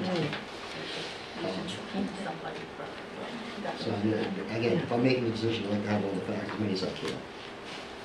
But okay, without that- Are we gonna subpoena? I think you have to just, my thought is these are all, except for one, are all limited liability companies, so I think you'd have to subpoena the managing member. I don't know who that is. Do we know who that is? They're not gonna tell us. Unless you know, maybe you can get it. In the subpoena, if it's an entity, they have to designate someone who can appear, who has knowledge of the facts. What facts? I just, So really, to get to your point, it would just be Rinaldi, and again, Mita is separate. And you should subpoena those.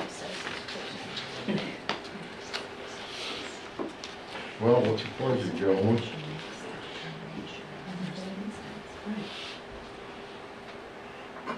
I still think it's a futile effort. I want the facts, but I still think it's a futile effort.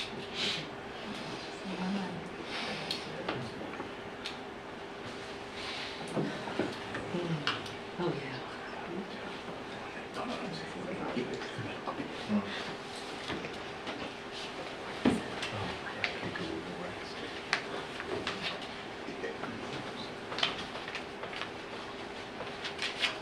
certainly, I would like to hear testimony. I don't know if that's going to change my mind.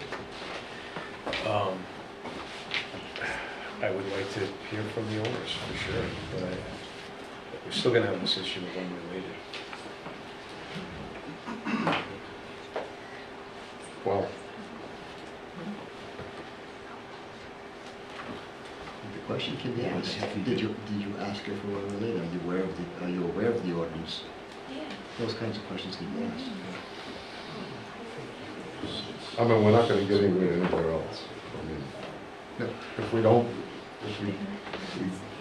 issue these, they don't show up, then if the town has some go to Superior Court, that's one thing.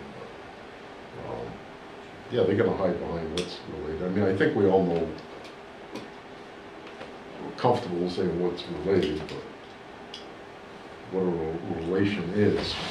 But unfortunately, it's the law. Yeah. Like Keith said, if it isn't spelled out. But I don't know what else to do. We can't.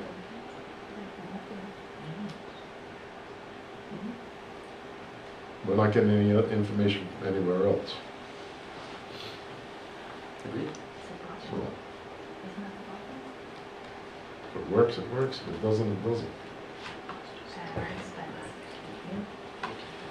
Cost of doing business. Wait, say it again, Tony? Cost of doing business, it is what it is.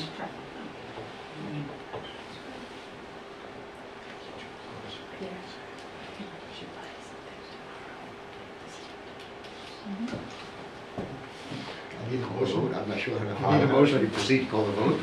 Anything else to offer on this?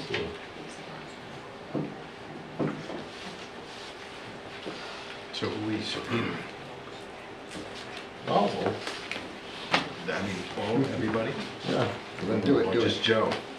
No, Well, Joe's in there.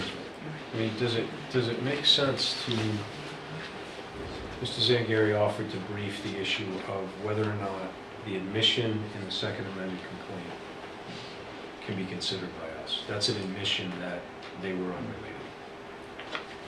We can either consider it or we can't consider it. I'm not sure what we can do.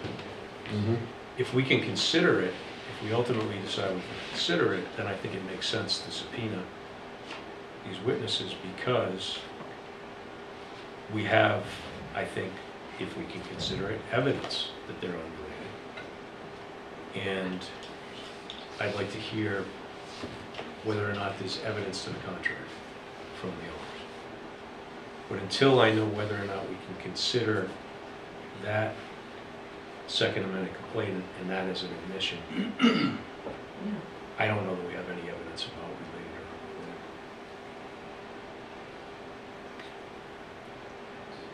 So I don't know that it makes sense to subpoena anybody until we make a determination. That's a good logical flow, though. Yeah, that's a good logical flow.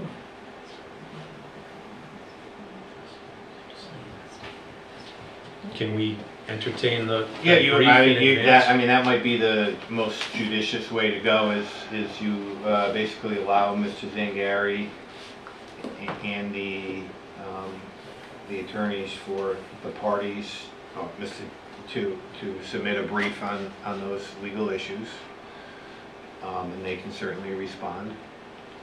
And then, again, the time frame, we're working our way through a legal process.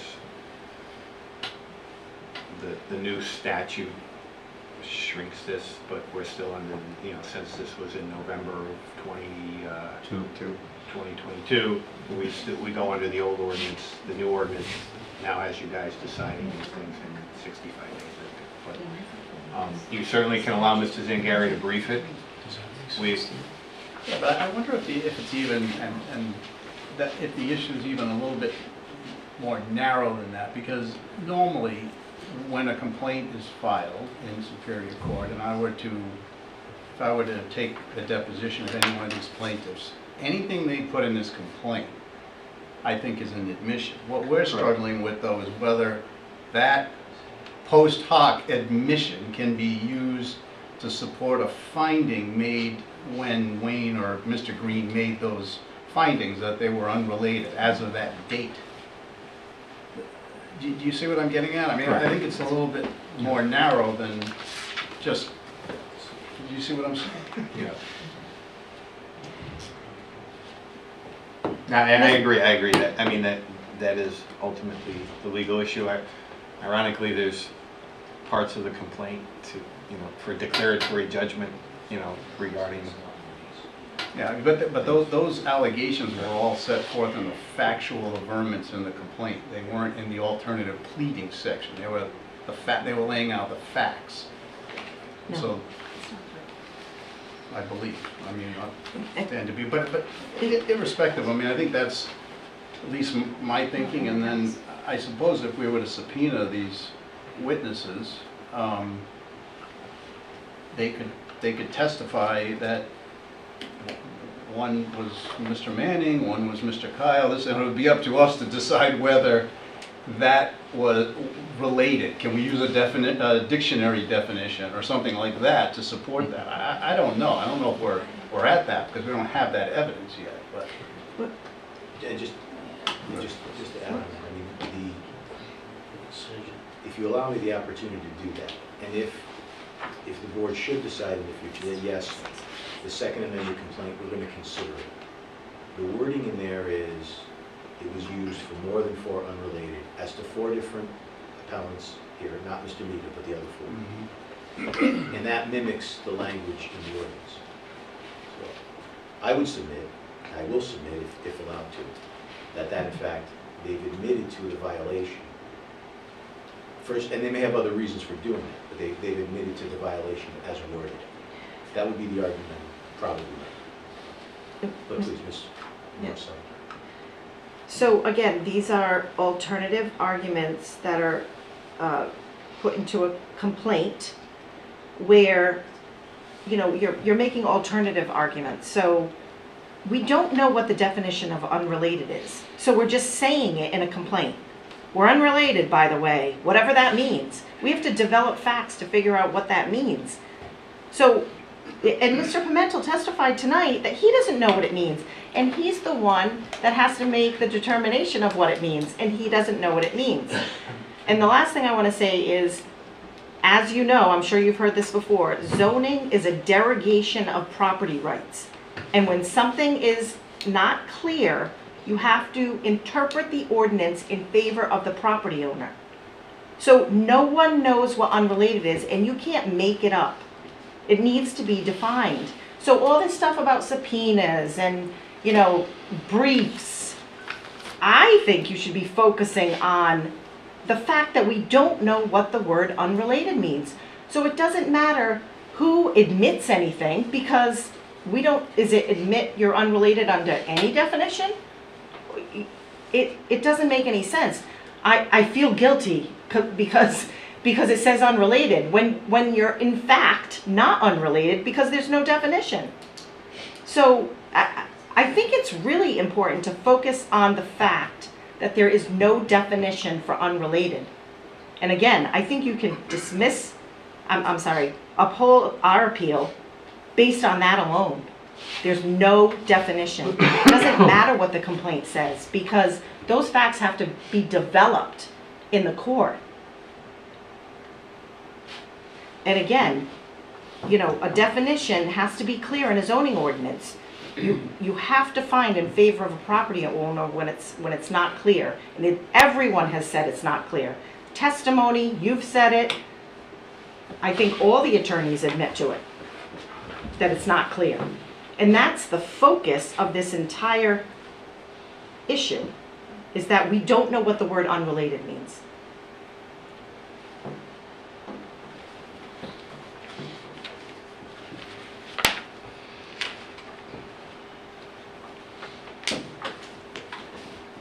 So Steve, if we were to subpoena Joe and he comes in here and he says, I don't know, they were related, or they were unrelated. He goes, I know they were unrelated. So we don't have a definition of unrelated. So is it, where's it go? Right. I'm asking you if he, you know what I'm saying? Yeah, I don't know what his. So what, You certainly, you should allow the town to, essentially respond to that. But, what do you think? What do you guys think? You're the attorneys on the board. Ask me. As far as the argument of If Joe the could definition of related well, there is no definition of unrelated.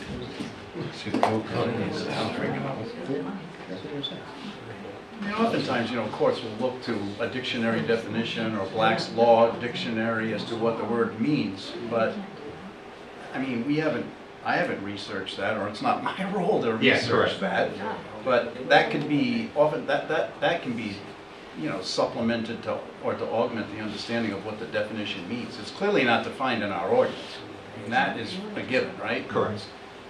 So you have to look to other sources. I don't know what those sources are. I mean, we're gonna have to rely on counsel as to what that is.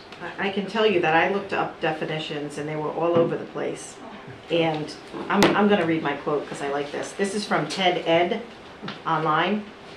If we are focusing on blood relationships, basic math tells us that all humans share ancestors. No, that was good. Yeah. No, but I mean, this is not, we may laugh, but is it, I think Joelle said earlier, is it third cousins, fifth cousins? Is it step? Is it, I mean, I have stepchildren, I consider them my family, and I consider them related to me. And we all have different names. So, I don't know where you go. I mean, I think your concerns have merit, and what I'm more concerned with is that when I read the notice of violation, and this all goes back to the fact that the way the statute's written, but it clearly says, and it's notifying your clients, or I'm looking at Rinaldi but it says, one who violates any provisions of this ordinance shall be fined an amount not exceeding $500 for each offense. Each day of the existence of any violation shall be deemed a separate offense. So November 22nd, how many, was it a year? To the appeal date, or. Well, whatever, I mean, We've still, appealed there's it. serious Oh, yeah. financial Right. consequences Absolutely. to you, so the statute needs to be clear, in my Right. opinion. Exactly. I mean, that's just the way I feel about it. I mean, it could have been written very differently by the town council, and we wouldn't be sitting here, but it wasn't. And that's why there's five of our clients who are being tested, which is, again, I look at my bills and I just shake my head because this is, I mean, now we're gonna come back another month. These are just small property owners. This is it. I mean, I think Chris did a great job presenting his case, but he's constrained by what the ordinance says. Exactly. And there's not, I don't know, that's just my feeling on it.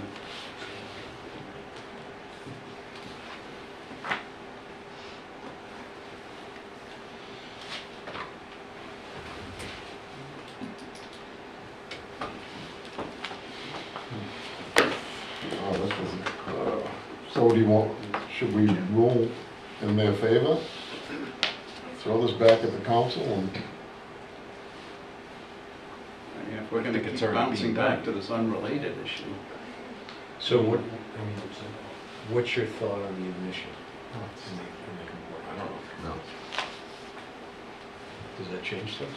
No, I think that, I mean, I think there's an argument to be made that it could be considered an admission, but what I'm concerned about is that, well, look, when Wayne unfortunately stuck with this statute, has to make this determination that there's a violation, he didn't have any evidence that they were unrelated people at that time. So can we... Well, he had evidence on Rinaldi. On Rinaldi, maybe, according to given what that, he said, right? Yeah, but on the other ones, they we asked the didn't. students, Right. and they indicated they were unrelated. And they Again, indicated what? that they were unrelated. Again, they were not given a definition, I'm sure, when the question was asked. But the only thing that bothers me with that, is I'm sure Wayne remembers correctly, but when I asked Mr. Green directly if he asked anyone if they were unrelated, he said no. Did you ask him when Rinaldi? It wasn't with Rinaldi, no. It was with the other. He said, no, I didn't, I didn't Rinaldi do was that. tonight, right? I think he wasn't here Green tonight. No. No.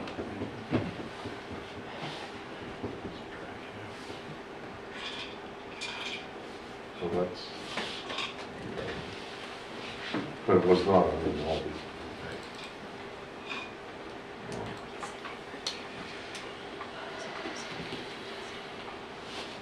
I mean, obviously, right now, we don't have any proof whether they're related, unrelated.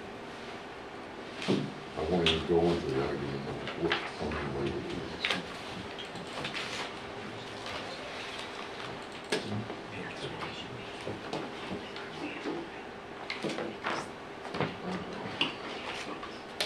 What's your pleasure, Joe? What are we doing? Are we trying to figure that out? Yeah.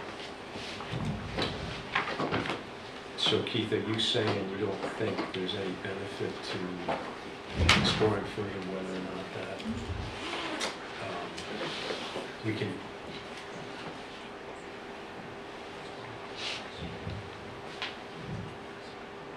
use the complaint, or whether or not the complaint can be introduced as evidence of an admission? I mean, I think ordinarily it could be, but I don't know under this circumstance. That's why I think, I mean, I would, if we were to vote on it, I would give Chris the opportunity to brief that, because we're, you know, it's, and I understand what they're doing. They're saying, here's the violation on this date. This was the evidence available on that date, not a week later, not 2 weeks later. I mean, it's sort of like any, I don't know if we're constrained to that, what was available evidence on that date. I think Chris understands where I'm coming from. I understand where you're coming from, Mr. President. And that's, and if we are, then maybe we can't use that subsequent admission, which I do think it was a judicial admission, or just anytime a lawyer writes anything in a complaint, it can be used as an admission later. I could read that to a jury. So, but I don't know in this context whether it can be used like that. I mean, I don't think it can, but I'm willing to hear. Yeah, I don't know. You don't think it can? No, I don't really know. I mean, I've not really researched that, or Steve has. No, or Chris, yeah, I mean, like, correct. Again, it does sound like it would be best, in my opinion, to allow Mr. Zingari to brief that issue regarding the admission in the complaint. The appellants could have waited to exhaust their administrative remedies prior to filing their ultimate complaint. That's actually normally what happens. Can you repeat that? I just didn't hear it. When we were before Judge Taft Carter, one of the things was you could have exhausted your administrative remedies before filing a complaint, because a lot of times, if there's a violation and the zoning board doesn't uphold the building official, it dies. So there's nothing to go to Superior Court with. So normally, and one of the defenses is you have to exhaust all your administrative remedies before going. So they chose to file this lawsuit prior to exhausting their administrative remedies. No, we had filed an appeal at the same time, and there was an agreement with the town to stay this appeal. So that's a mischaracterization. There was a two-party agreement on how this proceeded.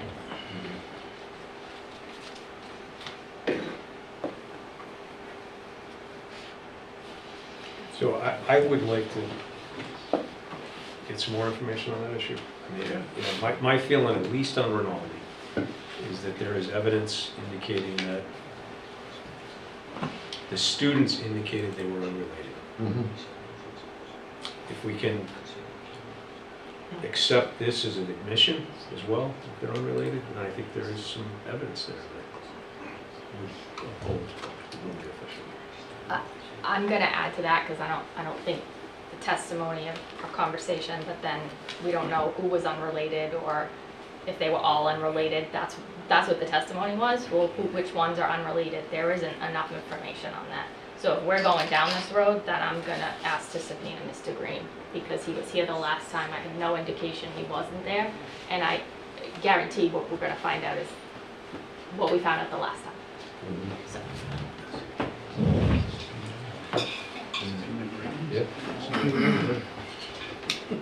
Again, I don't think we need any of them, because the testimony was, when asked, you can't just say, oh, he told me they said they were unrelated. Which ones are unrelated? Are all 6 of them unrelated? Are 4 of them related? And 2 of them are unrelated? We have no idea. And he is not going to come in here and tell you. Andrew said he was related to this person or unrelated to each person on there. Likely he's not going to know who, because it's not in the record.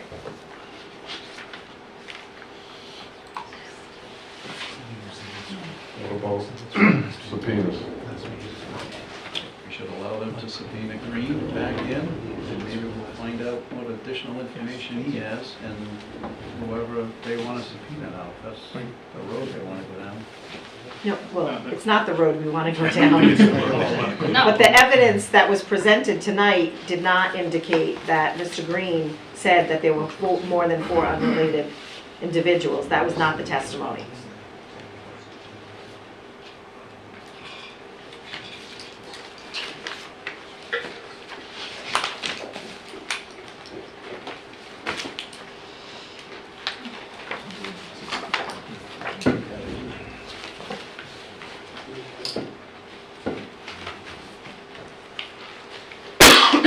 Issue these subpoenas?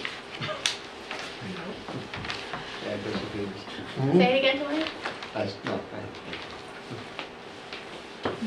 I still would suggest that we wait on the subpoenas until we see the brief on whether or not we Move on can that. consider that second amended complaint as an admission. All right. I think it's a more prudent approach than issuing them that. All right. We didn't want you more.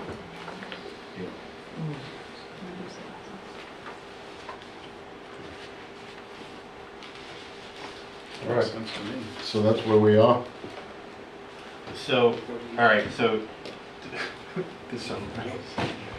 so at this point, you're not vote, there's gonna be no vote on any issuance of the subpoenas, so we're not going to issue subpoenas.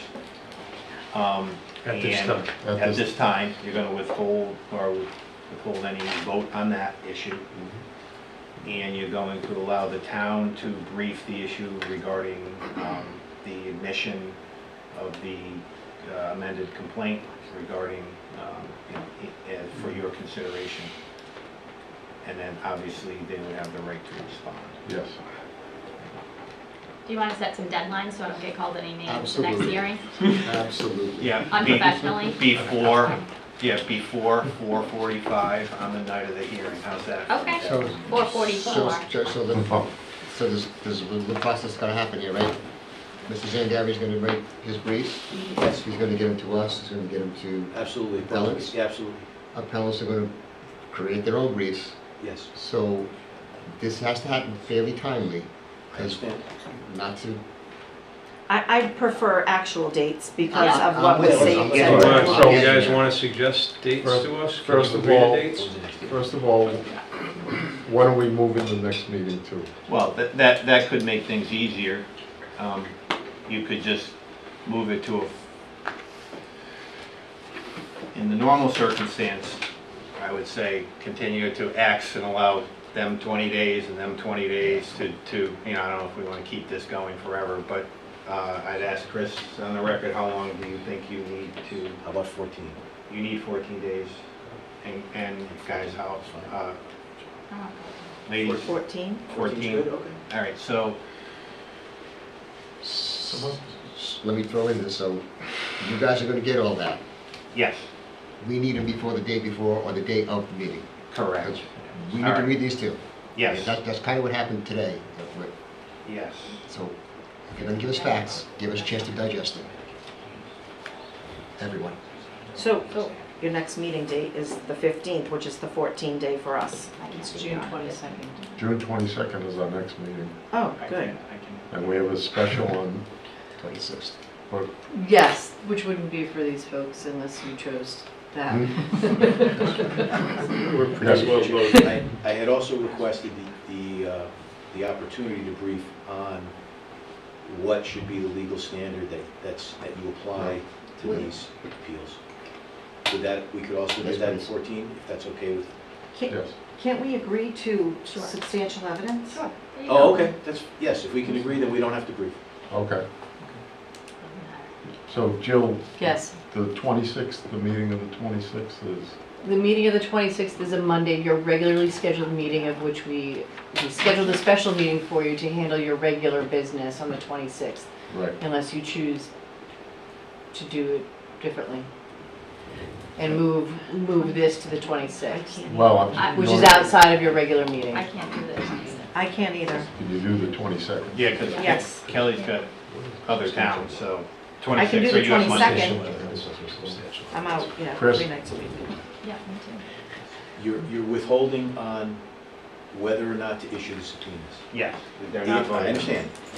If in the future you should decide you want to, there've been objections, many objections to the issuance. Just to think about, should there be a briefing on whether or not they can issue the subpoenas based on your argument that they're not an investigative body? I'm just throwing it out for consideration. That's not, our argument is, there's a Supreme Court case that does not allow issuance of subpoenas jucis tecum. Okay, so as long as we're not talking about documents, Yeah, the just regular. compelling attendance at the hearing is okay? No. Do we agree or no? Well, no, you want to not agree to that? I don't have a problem with it, but if it's based on the testimony has to be based on the record. Right. So for example, Mr. Green was here looking at the record. I don't have a problem with that. But we do have a problem with just random testimony. Well, so let's say if it was Joseph Robenheim, Yeah, he would testify, and your position would be if he could only testify as to, if he had discussions with Mr. Pimentel before he issued the notice of violation, So, or for instance, the landowner could the landowner completed and certified the rental registration. The landowner could testify to that fact. But, all right. do we want Which to doesn't limit? say anything. with first names, yeah. Right. The thing is, Sorry. what I'm getting at, Mr. Chairman, is do you want to be, I don't know if you want to be limited like that or not. If you do, fine. If you don't, maybe it's something that should be briefed. I'm not saying I want to, but maybe it should be. We do it all at once instead of, you say, okay, now I want to issue subpoenas, and we get into an argument, the lawyers get into an argument on, well, what you can ask. Well, we'll accept briefs on whether it's proper for us to subpoena individuals. You might as well do it all together. Okay. So we got two, because the Mondays are, It doesn't matter. so it either has to be the June 22nd. When's July? That, You need It would do, You need like 35, we have 28 days of briefing. and then an additional 7. So- And then they gotta read them. Right. Right. So the our 22nd. only choice is, would it be to go to July? Or is, so the first, Chris would submit, the 15th we would submit, and we'd meet on the 22nd. That, Oh, That's fine. is it fine? It's fine. can you make it, Joel? Yeah, 22nd. All right, so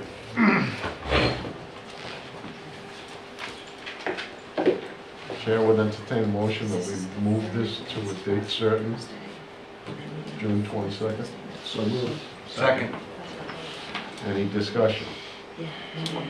Hearing none, all those in favor? Aye. Aye. Opposed? That motion carries 5-0. 22nd. So we should. Yeah.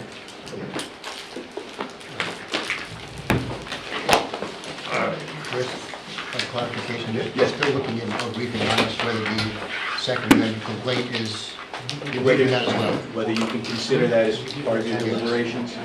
The other issue is the subpoenas, okay? And then if we agree on the standard. So there's only two issues. Yes. Are we keeping these books? Yes? Yes. Yes, okay. No, there's only one thing in there we need.